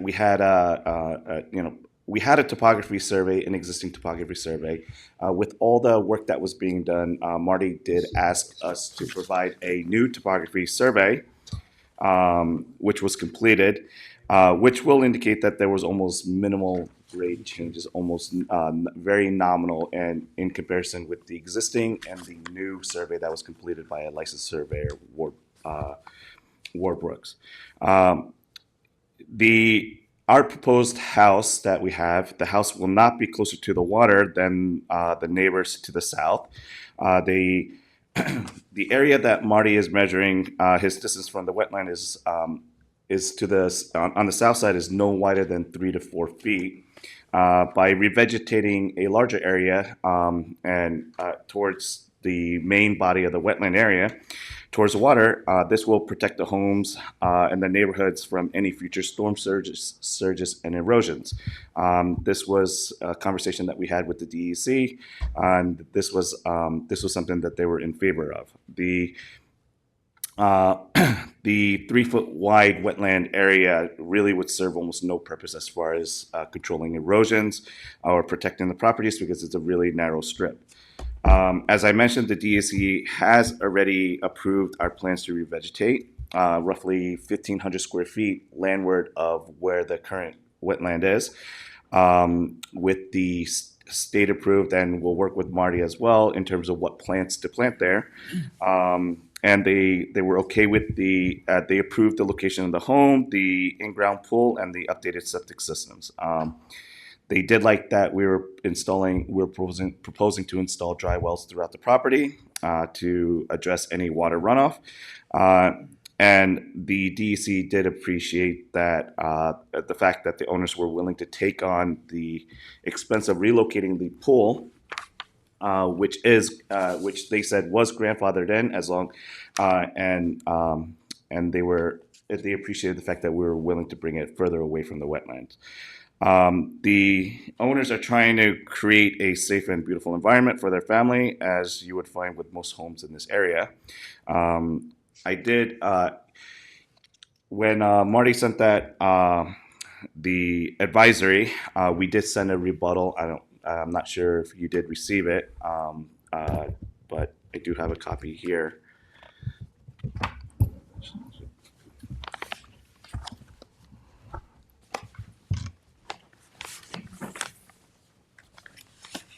That has to be stamped in by the secretary. Okay. Excuse me, when was that submitted? That was submitted after my advisory. It was Because submitted. we didn't get anything. It was submitted through the online portal. Like it said, if you had any comments or anything, you had to submit it on the website. You had to click a link. I don't even had to check the website for comments. The report should have been emailed to us. It's stamped received, but it's not dated when you actually wrote it. Right. It's stamped received on May 14th, but not. That's just today. That's just today. There's nothing that even says when you wrote it. Okay. But there is it's not this hearing that I believe it was. Oh, so I'm sorry, so you just submitted this? No, this this is a printed version, but on March 26th, which was the last hearing that to the preliminary, I guess was the preliminary hearing to determine that we were going to have a public hearing for this case. There was an option on the portal on the website that you submit documents, and that's where I did submit it. And then we did get an email. I don't remember who I got the email from saying that we wouldn't actually be permitted to speak at that hearing, but we would have It's an email. That's several copies of an email from Karina that says, "Please be advised that public comments are not allowed during the preliminary review. A public hearing is scheduled for May 14th. At such time, you'll be able to present your application and comments." Right, and with that, had the attachment of this rebuttal. Regardless, this was addressing a lot of the comments that Marty Shea had in his advisory report, of which, Marty states that we're building a new home, but the truth is we're not building a new home. We're actually going to be keeping the existing foundation and building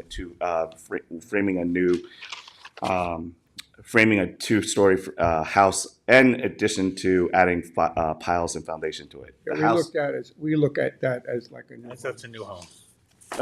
Which is understandable. But there is a good portion of the existing foundation that the homeowner is going to be keeping so that he doesn't have to incur the cost of. Yeah, we still consider that to be a new home. I understand. Right. And then,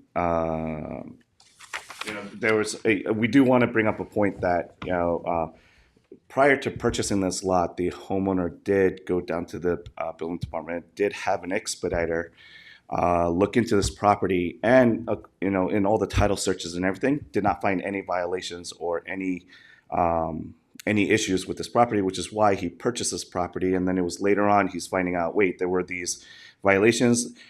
All he was told was there was previous permits that were approved in the past, and he was under the assumption that he was going to be able to build the home that he wanted. He didn't know that even in the past violation, that portion of this lot had to be revegetated, and we found out that information through talking with the DEC. And then, You said he had an expediter? yes, we were using expediter, and then she disappeared. The homeowner paid her, and then During this entire process, he had no idea that there were wetlands on the property? no, he knew there was a wetland. He understood that there was a wetland, but within the fenced area, because there was a chain link fence that was kind of falling apart, he was under the assumption that anything within that chain link fence was his property, and that it was not part of the wetland, that he was able to, because people were mowing the lawn. They had a landscaper. The property, from what I understand, was abandoned for quite some time, and the previous owner was sending landscapers there to keep the property maintained, mowing the lawn and stuff like that, specifically around the pool. And with that, it was his assumption that that wasn't part of the wetland, and he was later finding out. Later finding out that that was part of the wetland, when he tilled up the dirt because he wanted to plant really nice green grass and that whole 9 yards. He didn't know that that was part of the wetland that was within the chain link. He wasn't touching anything beyond the chain link fence where it was obvious wetland, right? You saw the long, tall, grass that was growing in there. Oftentimes it was matted down, but you also saw water come in and out, and he wasn't touching that area. It was really the area that he believed was his lawn. Well, between the title company and the expediter and the attorney, this should have all been known by your client. What the restrictions would have been, or what law would have restricted them from doing anything more than whatever. Right. So I'm not disagreeing with you. We have a lot of work to do on this application. Yes. All right. Okay. I beg your pardon. Please. Not a problem. So, as mentioned, just so you know, there are cameras installed all over the property, so he is aware of all activities that's happening on the property. And we just want to note that Marty claimed that he visited the site on October 24th, and he was going to do a shovel probe and see how much dirt we brought in and stuff, but there was no indication of him actually visiting the site. We went back, he has every record, and he kept every record of the videos in doing so. But that being said, we still provided the topography showing that there was no change in grade, almost 1 or 2 inches at most in certain areas, but for the most part he kept the topography the way it was. Did your client fill any of the property? I'm sorry? Did your client put any fill in the property? Did he Bring any Did your fill to client the bring any property? He did bring in fill towards because he removed the septic tank, the existing septic tank that collapsed. He did the deck area where he removed the deck and the deck and the pool patio that surrounded the pool. When he removed that, he did bring in fill for certain areas over there. And then a lot of it was tilled and regrading, just kind of leveling out the land. How much fill did he bring in? That I do not know. That would be helpful to get that figure. How many cubic yards of fill did he bring in? I do believe the owner is on the Zoom, so he is able to. Because bringing in fill, you're supposed to also show a chain of custody of where that fill came from. Right. It's important to know. It wasn't brought from someplace that could have potentially had something contaminating it that's going to now take over out of that's laid there. So don't bring any more fill. So, as mentioned, we've been trying to work with Marty in terms of trying to come up with some sort of solution. The recommendations, the advice that he made with the sketches that he had is sort of it's not really feasible for what my client is looking to build, especially a home in this area where he's on the waterfront. You would want to have a view of the water. Marty's suggestion is setting the house back, puts his house behind his neighbor's house. And what my client is requesting is to be able to just build his house in line with the house to the south of him. Let me see, with that. And then, as mentioned, we are willing to work with the conservation board, right? Trying to come to some sort of agreement. We spent weeks with the DEC and doing the same thing, trying to come with some sort of, compromise as to, because I know that some revegetation needs to happen, and we made a suggestion with the DEC board. They came back with different suggestions, and we're willing to work with you in the same. And then, so do you have any questions? No, but I did want to say something to you. We go by chapter 325, and in chapter 325, they designate certain setbacks. And those setbacks are made from the wetlands, not from where your neighbor's house is. So that's where we're going. Just so you understand, that's what we're coming from. Right. Right. We understand that. And which is why we wanted to come in from the board and ask relief from that, because meeting those setbacks really pushes the house further back. The alternative option that my client would really would be just to keep the existing house and keep renovating it until he gets to the house that he wants, which is really not a logical way of approaching this project either. But I do understand that you do have setbacks for a reason. Keeping the existing house and doing renovations to it, make sure that the renovations don't require a building permit, otherwise they still need to come before us. Right. So even renovating the house in place doesn't absolve them from getting permits. Have you read chapter 325? It's been a while, but yes, I did. Okay. In chapter 325, there are certain standards that have to be met. And if those standards are met, and there are other conditions too for meeting the standards for issuance of a permit, we're gonna have to look at all those to, when you talk about looking for relief, that's really not the language of 325. The language is mitigation. So our starting place is, if you can meet the standards, then meet the standards. If you don't want to meet the standards, well, then what do you want to do, and what mitigation can you offer to offset the impacts of that change? So that's the kind of language, that's the kind of approach that we take on an application such as this. Right, which is why we were proposing to, where the current wetland body is, come in 15 feet and It's the wetland line. the wetland line. 325 does not talk about a wetland body. It talks about a wetland line. It's the Okay. wetland line we take a measurement from. Structures, the standard is structures should be 100 feet from the wetland line, from the nearest wetland line. Your structure is 30 feet, 31 feet. That's a problem. So if that's what you want, then what mitigation can you offer? Now, you can't do this right now, I understand that, but I want to just give you some of the way we look at this and how we think about this. But I just want to speak to you so you could move to the same language that 325 speaks, because that's what we speak. But when you finish, I want Maury to speak about what his experience is on this property and what his advice is for this, to this board on environmental matters.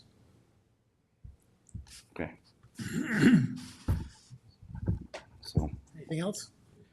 No, that's it for now. Okay, thank you. Two copies of Marty's drawing, but maybe you want to Good look at it. evening, Maurice Chief, Maybe got them environmental both down there. analyst for the. Is it one of those drawings, maybe? So I was somewhat surprised by the applicant's statement that the existing house or foundation is being retained.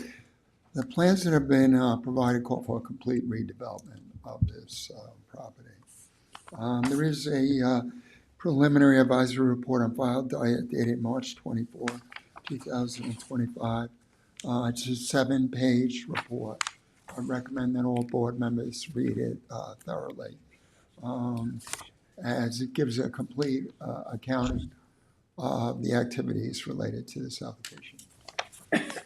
My recollection is that I may have met with the landowner even prior to his purchase and impressed upon him the constraints of this property and that any new home would have to be shifted further landward. But that's neither here nor there. We're looking at the current application. There was quite a lot that occurred at this property without requisite wetland permits. As indicated on the survey, I had flagged the wetland boundaries on April 30th, 2024. And the flags were at the site. And very soon thereafter, very extensive area of wetlands were filled. The fill appears to be anywhere from a foot to 2 feet deep. Whereas if you look at the long history of the property, that there may have been a maintained lawn there, that area had recovered to tidal wetlands vegetation, very diverse, valuable native vegetation. It was very low, but it was coming in well. And that entire area of recovering wetlands was filled without the landowner checking with the town. My wetland line had been surveyed, so I'm not really understanding how the applicant can indicate that the landowner thought he could then go into that area, mow that area, and change that area, and add soil to establish lawn. So the initial enforcement actions were taken as a consequence of the unauthorized fill that was placed on the seaward side of the property, and also the unauthorized demolition of a prior pool patio. Pool equipment shed was destroyed. This pool has not been used for a very long time.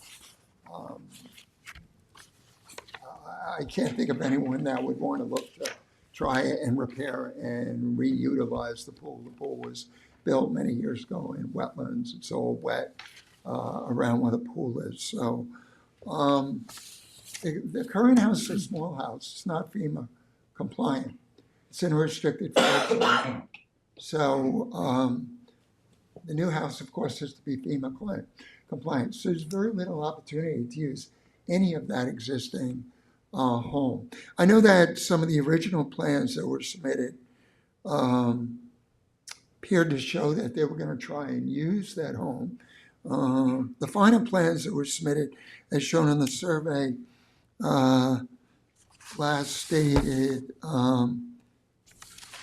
May 5, 2024, that were received January 31st of this year.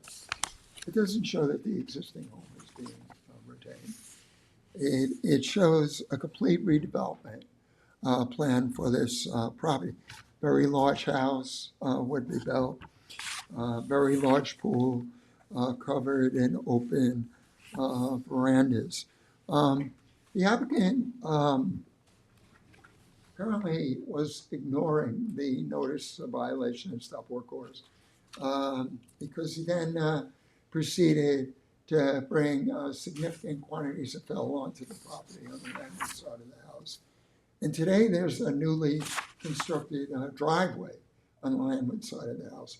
All those activities by code require wetland permits prior to commencing. That being said, as we have a plan for very extensive redevelopment, that can all be addressed and changed and reclaimed where necessary. The applicant is looking for very excessive relief from the required wetland construction and buffer setbacks. And that, of course, is all detailed in my report. Just to point to some of those setbacks, now this is developed property. If the applicant has read the code, he would know that new construction on developed property has to be 100 feet landward of wetlands. The existing house, which is a partial two-story, only has a footprint of 1,675 square feet. The new dwelling would have a footprint of 4,798.2 square feet. So we're looking at the building of a much larger residence, which is fine if you've got a deep piece of property and you have an ability to meet the requirements of the code in terms of wetland construction setbacks and wetland buffers. But the applicant is not appearing to try and accomplish that. He's indicated that he had very lengthy meetings with the DEC, which is great, but the state tidal wetland regulations, as this board knows, are radically different from the local wetland regulations. They're a lot less stringent and protective of wetlands. And that's the reason why this town had adopted the present wetland law in 1993. So, and this is all detailed in my report. If you look at the new residence, while the new residence would be 75 feet from wetlands rather than 100 feet, if you then look at the accessory improvements,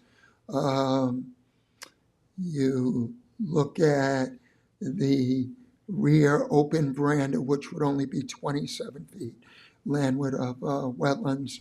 The covered veranda would only be 57.4 feet. The in-ground swimming pool would be 30.8 feet.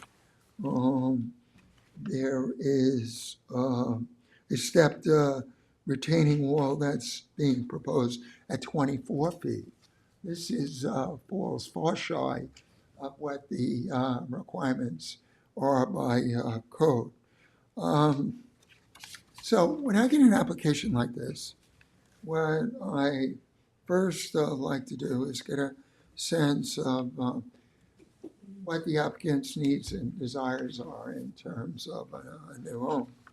And so in keeping with that protocol, and keeping with my desire to always try and work with applicants to give them the types of improvements in the square footage that they're looking for, I simply looked at whether or not we could take the footprints as shown on the survey and just shift them further landward in order to comply with the wetland construction and buffer setbacks as per code. And what I actually found is that could be accomplished. And just this is a property that has frontage on a Phillips Creek. It has an extensive tidal marshland, and then we have the recovering wet tidal meadow that was filled and needs to be reclaimed. Just to give you a sense of the value of this area, here's a photo that was recently taken of a bald eagle that resides in the area and is a resident of the creek and the expansive tidal wetlands along the creek, including those on this property. So, although the applicant alluded not only in emailed communications to me, but in his testimony today that they had very extensive meetings with DEC, and they worked out restoration concept that the DEC is amenable to.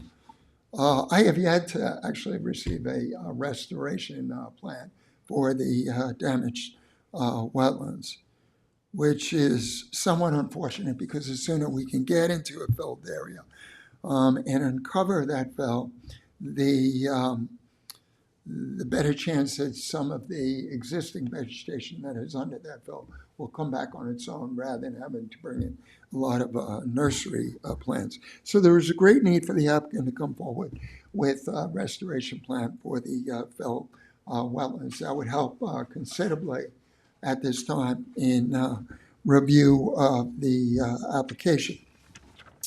So what I did is I looked at the entirety of what the applicant is seeking to build here.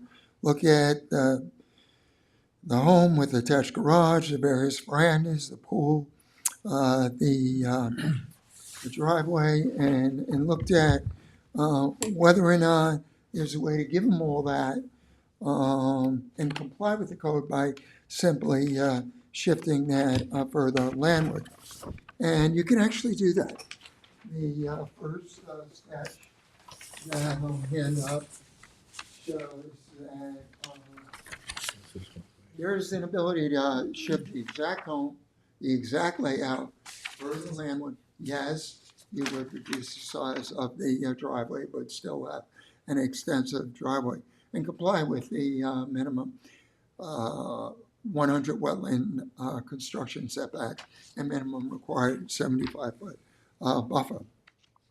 Acknowledging that there is a pre-existing home on this property, and of course that home is not grandfathered. And on the other side of the coin, of course, this is residentially zoned, so he has a right to build a new residence. But acknowledging that there was a small residence on the property for many years. Residence is still there. The deck has been removed. Pool patio has been taken out. The pool is not functional. I said, well, and knowing, because I had heard from the applicant that he was somewhat concerned about shifting the home further landward in a manner that would restrict his panoramic views, because understand that the applicant has broad open view of the creek on this property. There are no trees or anything. So while, yes, there are homes on the abutting property, he still has a tremendous view of the creek. But acknowledging all that, I looked at what was approved on the abutting properties and the improvements on the property to the south. And my report detailed that were authorized at a time when there was not this change in the tidal regimes in advance of wetlands that we're seeing on the subject properties. So the buffer was further seaward. It was less in width than the 75 feet, and the wetlands were further seaward. And of course, and it's all detailed in my report, my recollection was that was not a permit for complete redevelopment of the property to the south. Was something different. But the second sketch that I provided to the applicant would give the applicant the exact plan that he wants, allow for a construction setback of 15 less than what's required, thereby giving him an 85-foot setback with yet a 75-foot buffer that would be contiguous with the 75-foot buffer on the property. And the way how I arrived at that was to look at the alignment of the residence to the north, and I'll take a close look at that again. But that would better align the improvements on this property with the the residential improvements on the subject property. Now, I understand that the applicant may not want to be further landward than the existing residents to the south, but, the code mandates that when you come in for redevelopment like this, that you have to comply with certain setbacks. At some point, that property to the south is going to come in for redevelopment again. And at that time, in all likelihood, the wetlands will be flagged as more extensive, and that house will get shifted back too. So if you look at many of the homes along Phillips Creek, you'll note that they're far landward on the property. Many of those homes did receive permits from this board at compliant setbacks. There are some homes that are significantly closer. And some of those homes predate the effective date of the wetlands law. Unfortunately, I didn't receive the applicant's response to my report. I was not even aware that there was an ability on the town webpage when you have a pending application to respond when you're the owner of that property through some portal. So I never received those comments. In fact, because there was a lot of back and forth that went on between me and the architect and the landowner since we had first met, I fully anticipated that he was going to respond in short order to my report. So I found it somewhat odd that I didn't receive a response. I'm happy now that I do have a response. It's unfortunate that rather than that being emailed and dropped off, and I don't really understand why that was done, because both the architect and the owner has been in to see me at the counter many, many times. But that being said, I'm happy to read through that report thoroughly. Of course, tonight at this late hour, I'm not in a position to go through that report and respond to that report. And if the plans have changed again, or so that the landowner is now looking at retaining part of this existing house and elevating it so it's FEMA compliant, well, that has to be shown on the drawing. That's not what's shown on the current drawing. Yes, some of the original drawings did call for reuse of that structure. But I think that all changed when the applicant found out that that structure was not at a FEMA compliant elevation. And it's an old house.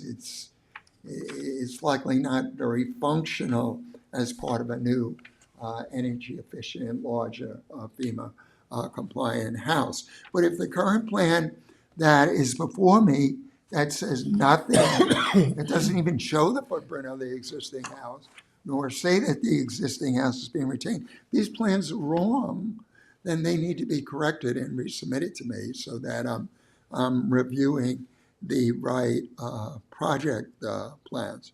So I have no issues with construction of a large residence on this property, particularly because it's a deep property. It's absolutely critical that the damaged wetlands, that the fill be removed and the area be wholly restored. It's absolutely critical that we establish at least a 75-foot wide naturally vegetated buffer on this property. So this application is yet going to require a lot of work, as was said. I think the next step would be for me to take the time to review the applicant's response, for the applicant to provide greater clarity as to whether or not the survey I'm working off of, whether or not this is the correct plan now, or whether or not the plans have since changed, or whether or not they're going to change again, because I want to make sure I'm reviewing accurate plans. It might also be helpful to the board to show the footprint of the existing residence overlaid on this. Now, I know at my request, the applicant attempted to show both existing and proposed contours. I'll admit I need to take a closer look at that. I'm hoping it's accurate, so there may be a need for some adjustments in that. I remember one of the discussions I had with the applicant was early on, when he talked about keeping the existing house and maybe expanding the house. I said, well, because of the close proximity to wetlands, you need to look at expanding the house on the landward side, and the pool would need to be positioned on the landward side of the house, because to try and put the pool on the seaward side of the existing home is just too close to wetlands. I understand that the applicant wants to have a pool on the seaward side of the house. It makes sense to do that. And that's why it makes a lot more sense to shift the new residence further back on this property. So in doing so, aside from the applicant's concerns about possible screening of a panoramic view from the house, there is certainly an opportunity on this property for the applicant to get the exact footprint that he's looking at, but to shift this further back. So I don't know whether or not the applicant has a wetlands restoration plan that can be forwarded to me in short order. And again, I need to get clarity as to whether or not this is the final plan for now.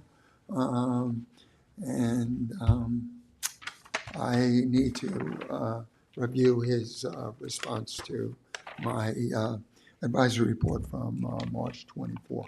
If you look at the report, although the initial application was submitted some time ago, there was a lot of back and forth, a lot of communications, a lot of different plans submitted. The engineered septic plan, which I had requested from very early on, was not submitted till the latter part of March or sometime in March, and that's why the advisory report could not be completed until March 24.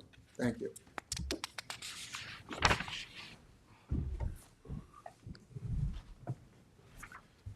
I have a question. I actually have two questions. One is, you have an explanation of why fill was brought in and a driveway was constructed? So the driveway, After Marty had flagged the wetlands? so my understanding with the driveway was the front part of the driveway towards the curb cut and towards the street was not within the wetlands jurisdiction, and we did apply for permits, and we did get permits for that driveway, the curb cut for the front part. It's only how you get into the property. It's not any driveway on the property. The curb cut is just where it exits onto the road. Right. So I don't know what other configuration the driveway was changed. But, okay, anyway, go ahead. Right. And then, as far as the fill goes, the owner could answer to the amount of fill that was brought in. We would want to know the amount of fill. Before you discuss the fill, I just want to read something from one of your neighbors, all right? And it says, since 2024, 2025, grade changes, I have documented new pooling along the shared boundary during heavy and storm surge events, an issue not observed in the previous 2.5 decades of my full-time residency. Prior to the subject's elevation changes, stormwater and surges had receded from the west to the east. After the elevation changes, the stormwater and surges seemed to pool up in spots And what does recede does so from the north to the south due to the higher elevation blocking the tidal path. I'm concerned what your client plans to do about these changes to his neighbor's property in relationship to the fill. Marty has actually pointed out to you what you actually need to get this application moving. But one of my big concerns is the fill and what it's doing to the neighboring properties. So I'd appreciate if that was something you would delve into as well. Absolutely. I'll have a further discussion with the client. I'll have further discussion with the client and go over what he did with the fill and, you know, how much fill he brought in, and we'll address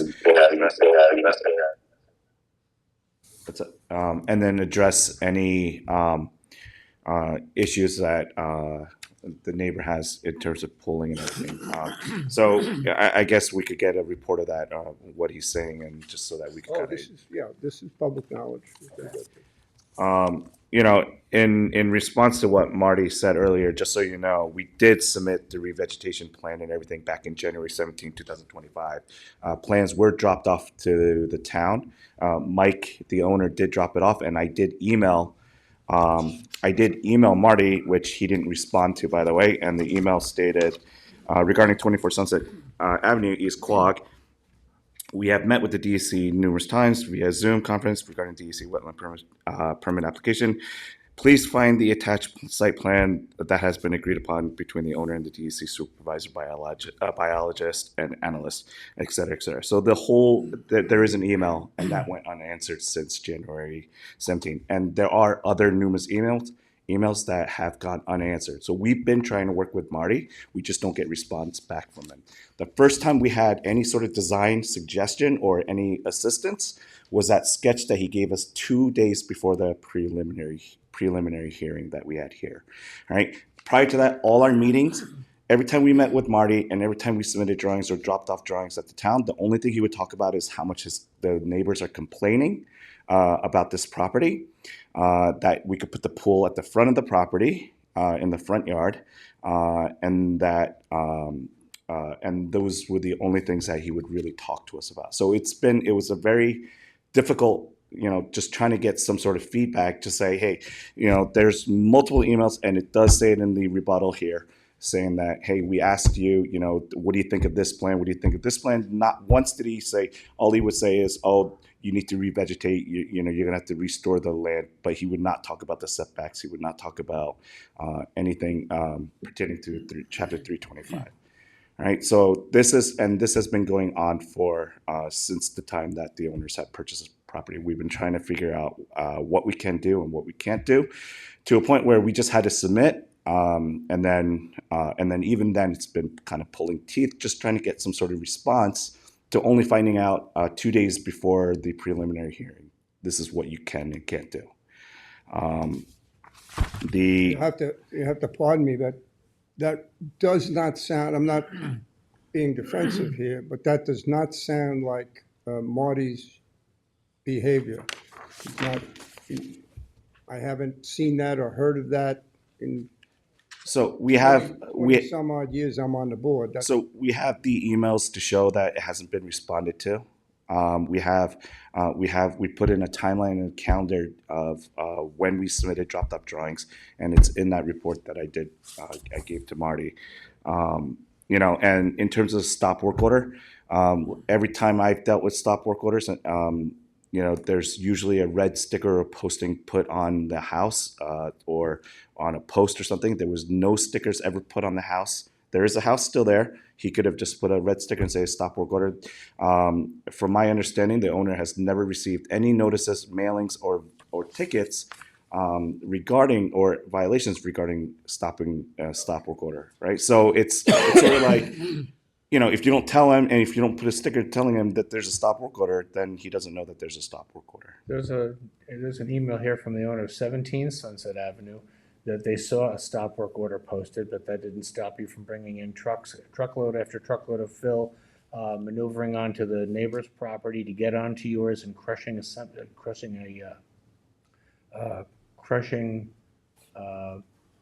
one of the septic areas and causing damage, getting stuck in the mud of the driveway across the street.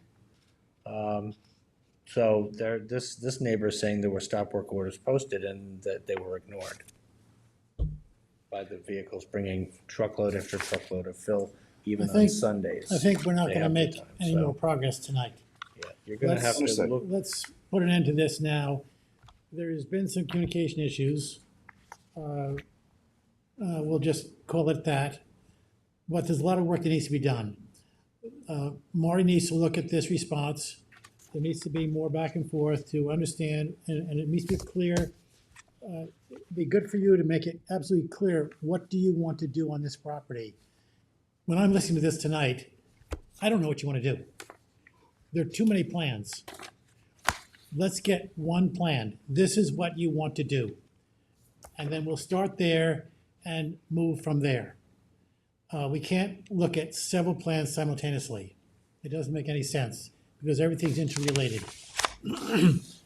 It looks to me like there needs to be a clear plan put forth. There needs to be a restoration plan for the fill added without a permit. That generally that all has to come out, and plantings have to go in. Based on what I've seen the aerials, it looks like there are no plantings there now. That's been cleaned, that's been sterilized.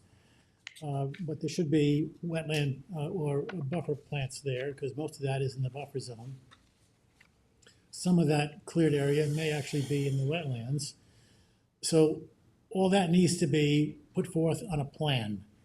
And then we can look at that and make adjustments if necessary.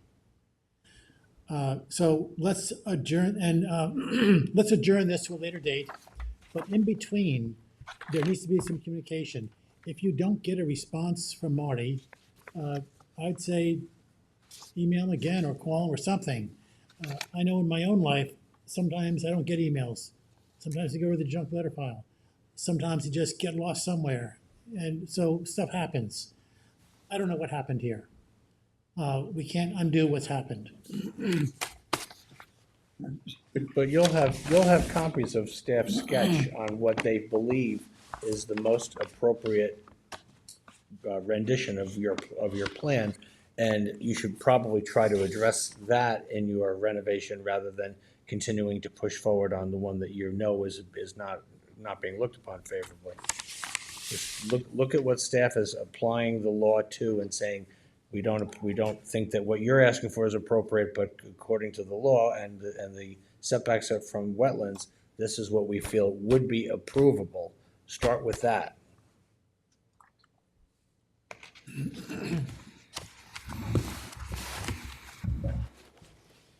Marty Shea, Chief Environmental Analyst for the town. Very early on, I impressed upon the landowner that if the property was going to be redeveloped, the house would have to be shifted significantly further landward.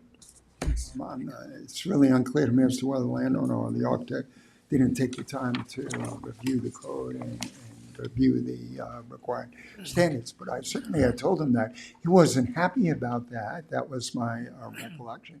But I said we had a very stringent wetland law in place.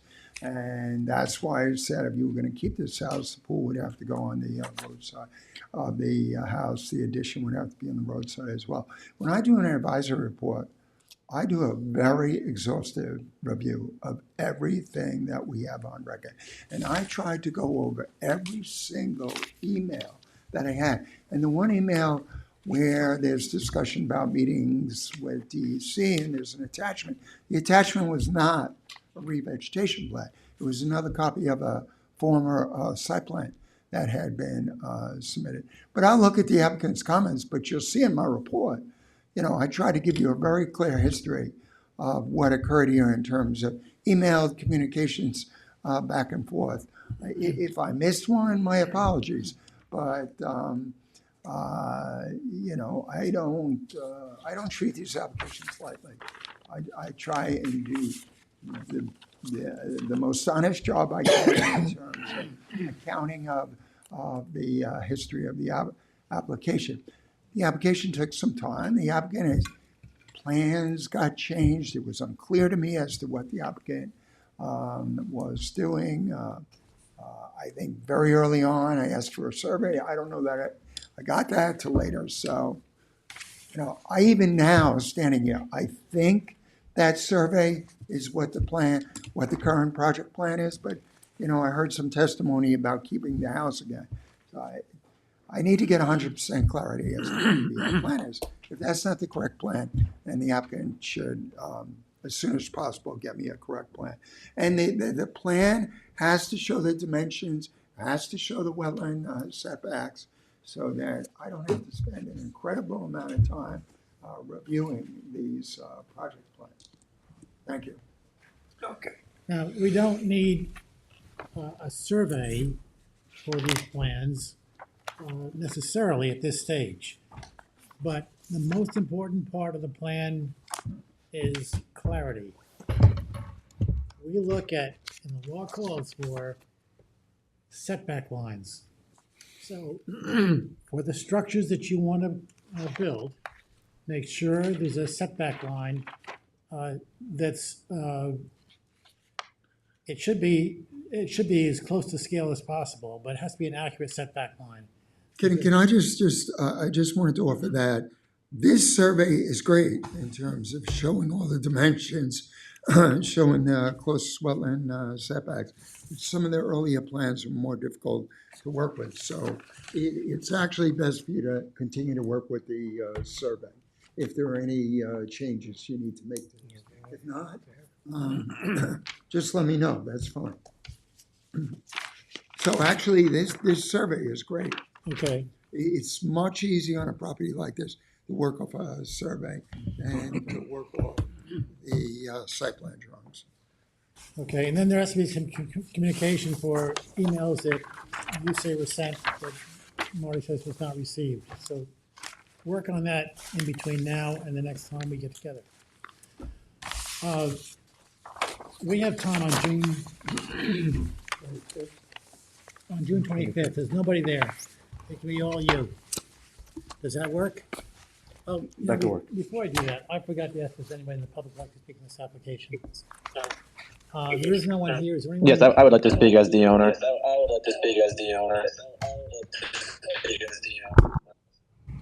Okay, I'm hearing something there. There's some feedback, though. Peter, is there someone on that wants to speak? Yes, I believe is the owner or something that he said Okay. before.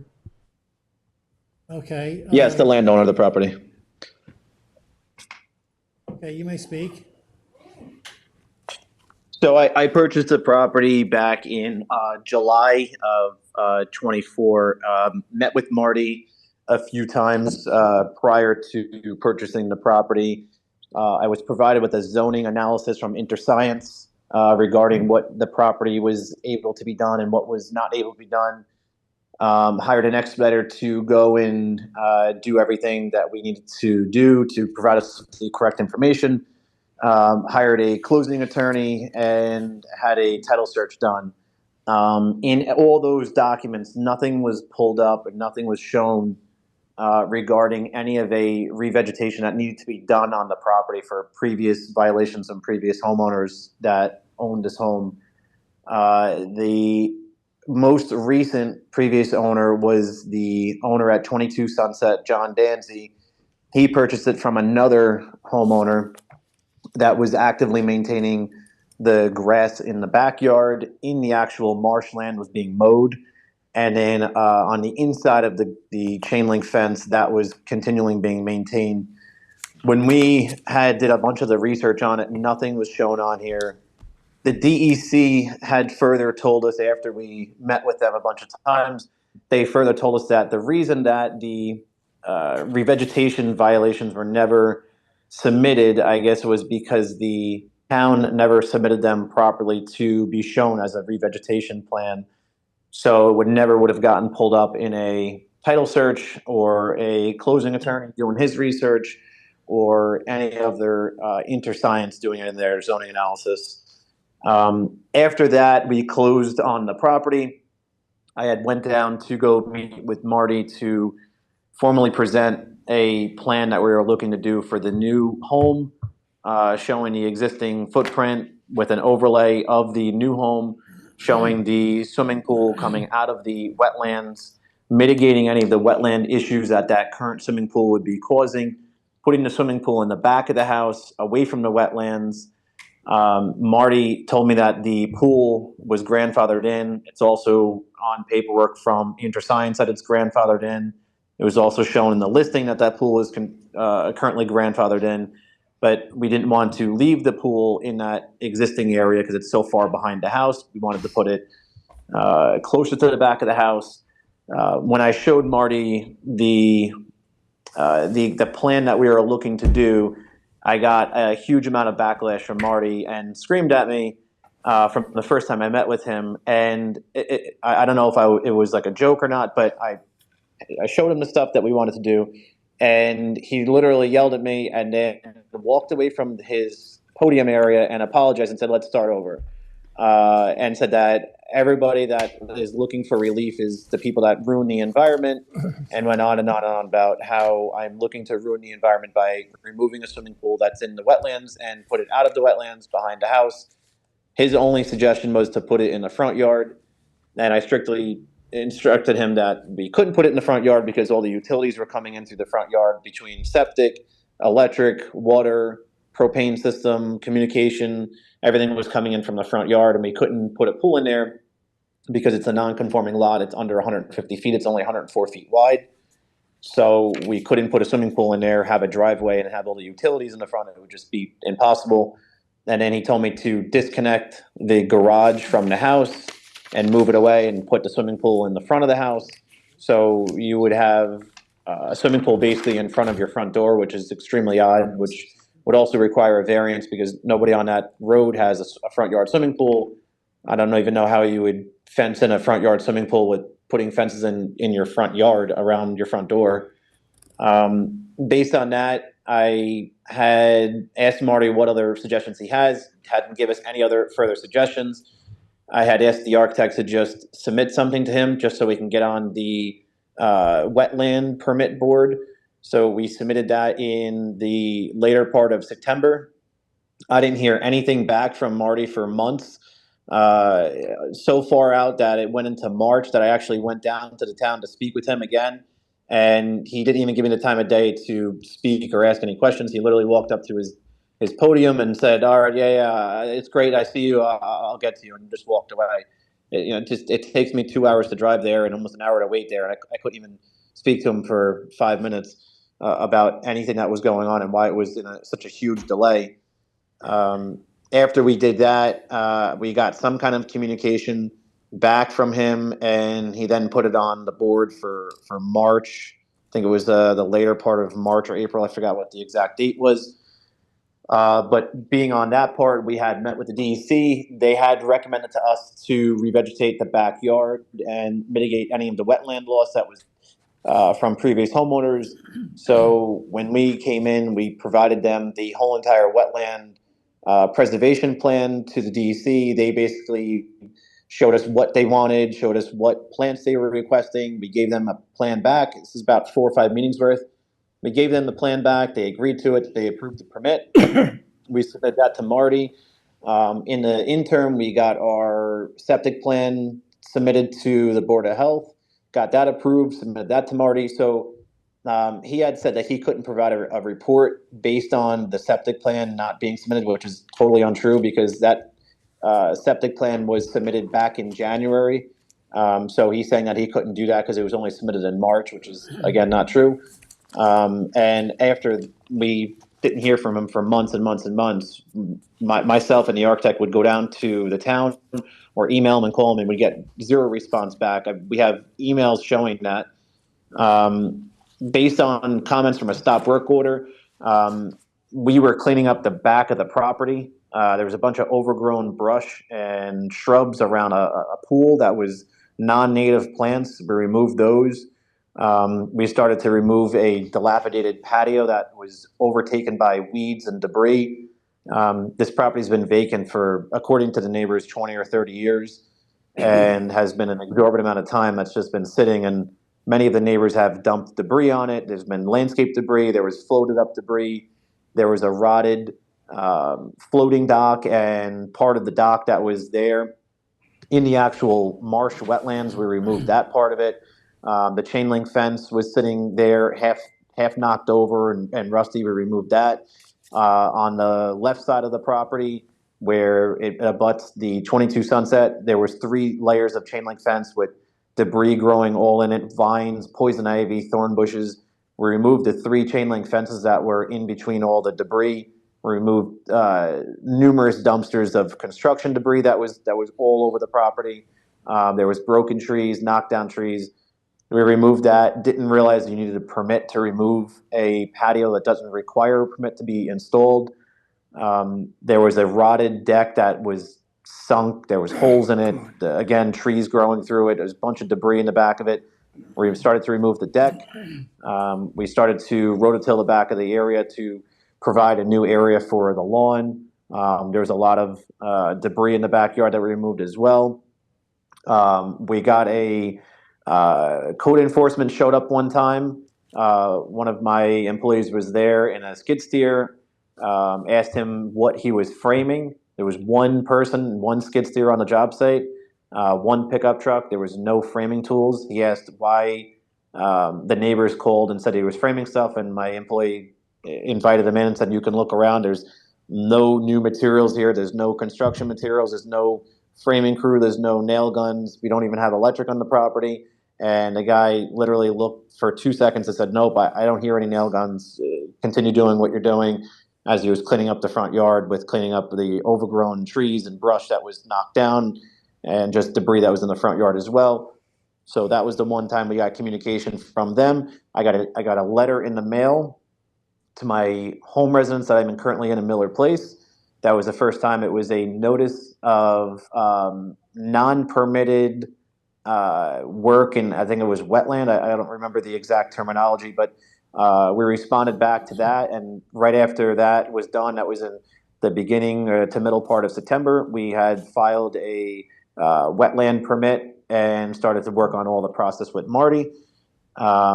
After that, there was no talk of anything else but submitting new documents. We submitted all the surveys, the topographies, everything that he had requested from us, and continued doing everything else as far as responding back to.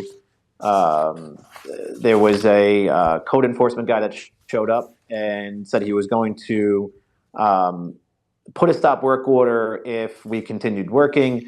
And I told him, what are you requesting us to stop doing? And he said, "Oh, well, you're only allowed to do landscaping work." I said, "Well, that's all that we're doing here today anyway. We're doing landscaping work and installing a construction entrance."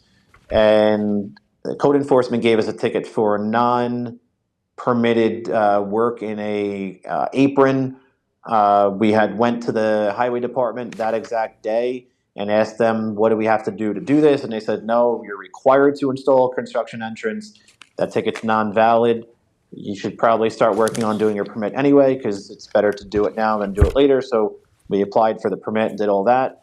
And after that, we've just been at a total standstill and paying property tax and paying an exorbitant amount on a hard money loan just to close on this property, because no banks would give a mortgage on a home that was non-livable on the inside because it was gutted from the previous owner. So I'm dealt with an expensive piece of property that Marty has told us that we should remove the house on its entirety and to just pick it up and move it forward, which I can't incur the cost of $300,000 to remove a home, remove all the existing footings, and start over from brand new, fresh, when we're looking at extending and reusing a majority of the foundation's footprint, which is shown on the architectural plans that were submitted. It shows an overlay of the existing foundation. It shows an overlay of the new foundation that would be added to the existing, and it shows an overlay of the existing home and a new home that would be going onto that as we're reusing certain parts of walls and beams and framing, and then obviously elevating to go up to make it FEMA compliant. everything else has been submitted to him, and it's just this process has been a tolling process to continue on without having any light at the end of the tunnel. And we don't really have much back from him besides saying put a front yard pool in, and then we got a little bit of response towards the last meeting, which put us on, I guess, this board meeting as far as that goes. So that's just where we're at right now. All right. So we need to adjourn this and try to get some things together and have a concise presentation next time. Yeah, I didn't hear you. You cut out for that last few seconds. Can you repeat that, We need please? to adjourn this and put a concise presentation together and a plan together for next time on June 25th. Do you have anything need- earlier than we June need- 25th? Excuse me? Nothing earlier. We've been working on this for almost a year now. It's just we have literally zero progress on it. There are already hearings on the other dates, unfortunately, so we have to, the only thing that's not, you would be the only ones on June 25th, but the other hearings have, the other dates have hearings on them already. While you're Right, on so Zoom, Yes, sir, sir. could you tell us how much fill you actually brought into the property? So we brought in 60 yards of fill from an existing swimming pool that was across the street, or not existing, but a new swimming pool that was across the street that got dug. It was on a diagonal. I'm not sure of the exact number. I believe it was like 13 possibly. There's a home that's directly across from us, and there's a home that's directly to the right, more towards the end of the road. I'm not too familiar with the number of it, but they had a swimming pool that was dug, and I walked over and asked if they can dump the fill over there, and they brought me the fill, and we spread it around a lot of the low areas that were in the property, from front yard for the new driveway and around the newer part of the front part of the house where the engineers requested a 1,200 yards of fill to be brought in for the new septic system.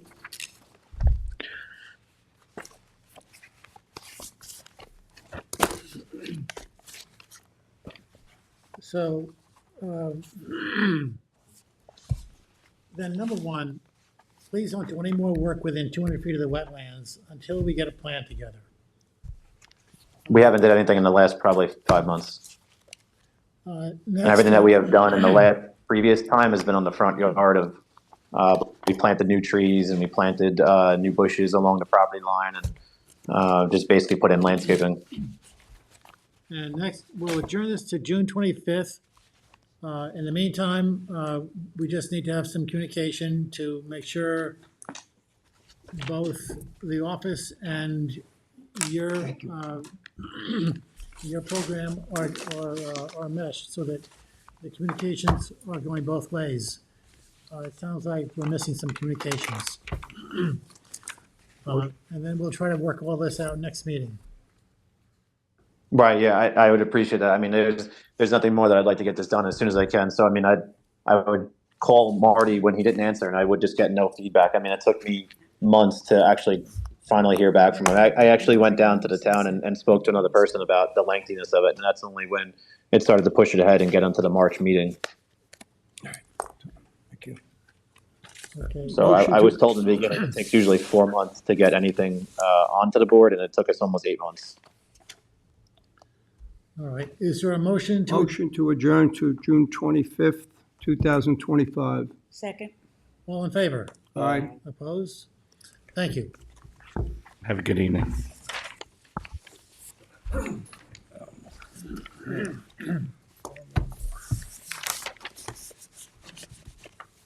Any more? Coming over this way? Now we have to go to advisory, right?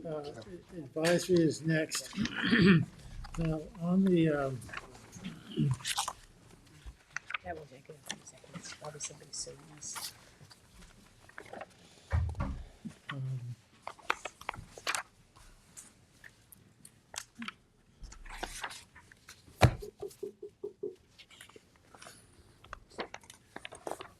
is there anything of significance on any of the 4 advisory reports? Yes. Okay, let's do that one. Shinnecock Commercial Fishing Dock site plan. Yeah, this is a town application to put a monopole and a wireless telecommunications tower at the commercial fishing dock. The tower would be 100 feet high. There are several recommended comments on this. First is based on the environment division site assessment completed on Friday, April 25, 2025. There is major worry that proposed 100 feet tall monopole wireless communications tower will adversely impact scenic view sheds. Additionally, there's added concern that related radio frequency electromagnetic fields may interfere with wildlife orientation, particularly migratory songbirds, bats, and insects such as monarch butterflies and honeybees. Second, practicable alternatives to building a new monopole need to be evaluated, including whether existing tall structures such as the Ponquart Bridge and the Ponquart Beach Pavilion or other towers such as those at the Shinnecock Coast Guard Station and at Shinnecock County Park West can be repurposed for the intended use and function. And lastly, recurrent coastal flooding and dune overwash, as well as related road closures and deterioration of infrastructure, may put the proposed telecommunications facility at significant risk of damage and interruptions in service at this location. As such, other more secure locations need to be explored. Motion to send those comments to the planning board. Second. All in favor? Aye. Opposed? The next three, I think we can avoid reading and just approve them. They look straightforward. Okay. Although I don't have a copy of the Eric one. What is that? What is that one about? Is it any, Which one? the Eric Shea Family Trust? That's not in this packet.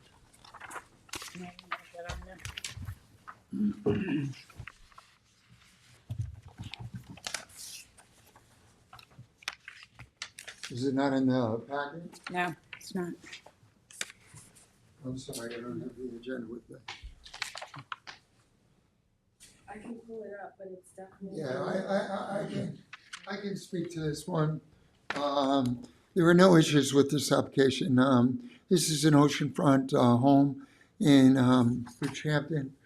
It's right at the upper beach, and the landowner is simply looking to put in an elevator for physically challenged persons.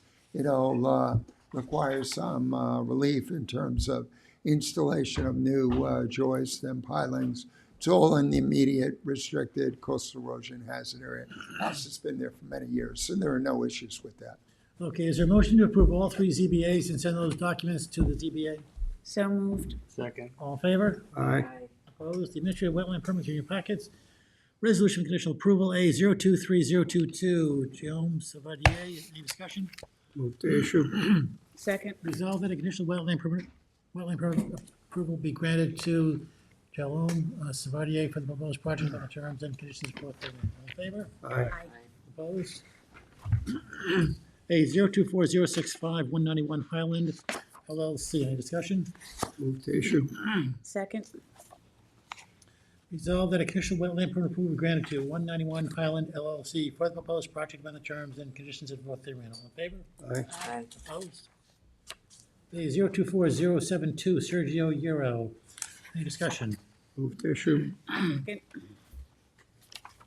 Resolve that a conditional wetland permit approval be granted to Sergio Euro for the proposed project for the terms and conditions of forth therein. All in favor? Aye. Opposed? A 024075 Kemp 15 LLC, any discussion? Move to issue. Second. Resolve that a conditional wetland permit approval be granted to Kemp 15 LLC for the proposed project for the terms and conditions of forth therein. All in favor? Aye. Preliminary review seat determination, A 024050 Timothy Field and Diane Field. This application relates to an existing residentially developed property that's adjacent to freshwater and tidal wetlands. associated with Stokes Polk Marsh. There is a preliminary advisory report on file dated May 7, 2025.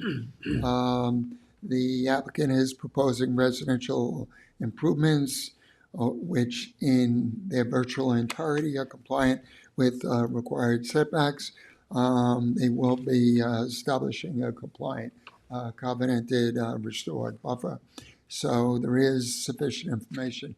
Make a determination on this application. Accordingly, the hearing requirement can be waived. Motion to waive the public hearing. Second. Resolved that the Town Conservation Board hereby waives the public hearing requirement pursuant to Chapter 325, Section 325-8E of the Town Code. All in favor? Aye. Opposed? And before we go to the next application, I got to correct myself. I believe Shay was initially on the application, and then I saw that it was a referral. To me, it was not an advisory referral to this board. So I took it off the agenda, but somehow the former agenda got shared with you. So you can you can rescind your vote on the ZBA referral of Eric Shea Family Trust, because that was not a referral to this A board. motion to amend. Second. All in favor? Aye. Opposed? We'll let it slide this time, Marty. A 024077 Colin Heffron, applicant requests to postpone to May 28th. Motion to postpone to May 28th. Second. All in favor? Aye. A opposed? A 025001 John P. Hall. This is an application which seeks a wetland permit to elevate an existing home at Cold Spring Point with frontage on the Great Peconic Bay. There's a preliminary advisory report on file dated May 7, 2025. There are extensive decks that will need to be reconstructed at the height of the new finished first floor elevations. The applicant is amenable to maximizing the covenanted wetland preservation area and buffer so that it reaches from the bay to the seaward limit of the house. They've also agreed to comply with seasonal restrictions on construction in light of the area being string fenced for endangered shorebirds. So there is sufficient information to make a determination. As such, the public hearing requirement can be waived. Motion to waive the public hearing. Second. Resolved that the Town Conservation Board hereby waives the public hearing requirement pursuant to Chapter 325, Section 325-8 of the Town Code. All in favor? Aye. Opposed? Motion to approve modification, conditional approval, A 022038, Helmholtz. Motion to approve. Second. Resolved that a conditional wetland permit approval granted to Cromwell 119 Sand Dune LLC for the proposed project on the terms and conditions set forth therein. All in favor? Aye. Opposed? A 024003, Mark Smith and others. Any discussion? Move to issue. Second. Resolve that a conditional wetland permit approval granted to Mark Cole and Heather Cole and Colella 23 LLC for the proposed project on the terms and conditions set forth therein. All in favor? Aye. Opposed? CB 17043, Michael Federico and Rosa Federico. Any discussion? Move to issue. Second.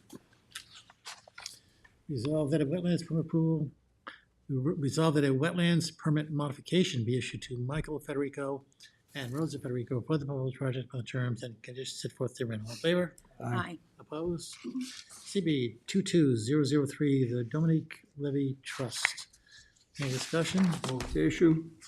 Second. Resolve that a wetlands permit modification be issued to the Dominique Levy Gift Trust for the proposed project by the terms and conditions set forth therein. All in favor? Aye. Aye. Opposed?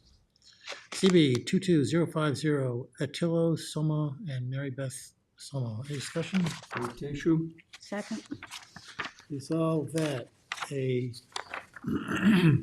Wetlands permit modification be issued to Attila, Leo, Soma, and Mary Beth Soma for the proposed project of the terms and conditions set forth here. All in favor? Aye. Opposed? Motion to go into executive session for the purpose. There's one more. Oh, one more? Oh. CB 23017, Tony Lupari. Move to issue. Second. Resolve that a wetlands permit modification be issued to Tony Lupari for the proposed project in terms and conditions set forth herein. All in favor? Aye. Aye. Opposed? Enter executive session for the purposes of discussing litigation Second. And ending the meeting. and ending the meeting immediately thereafter. Second. All in favor? Aye. Aye. Opposed? Peter is. Okay, Peter, Zoom. you can go home.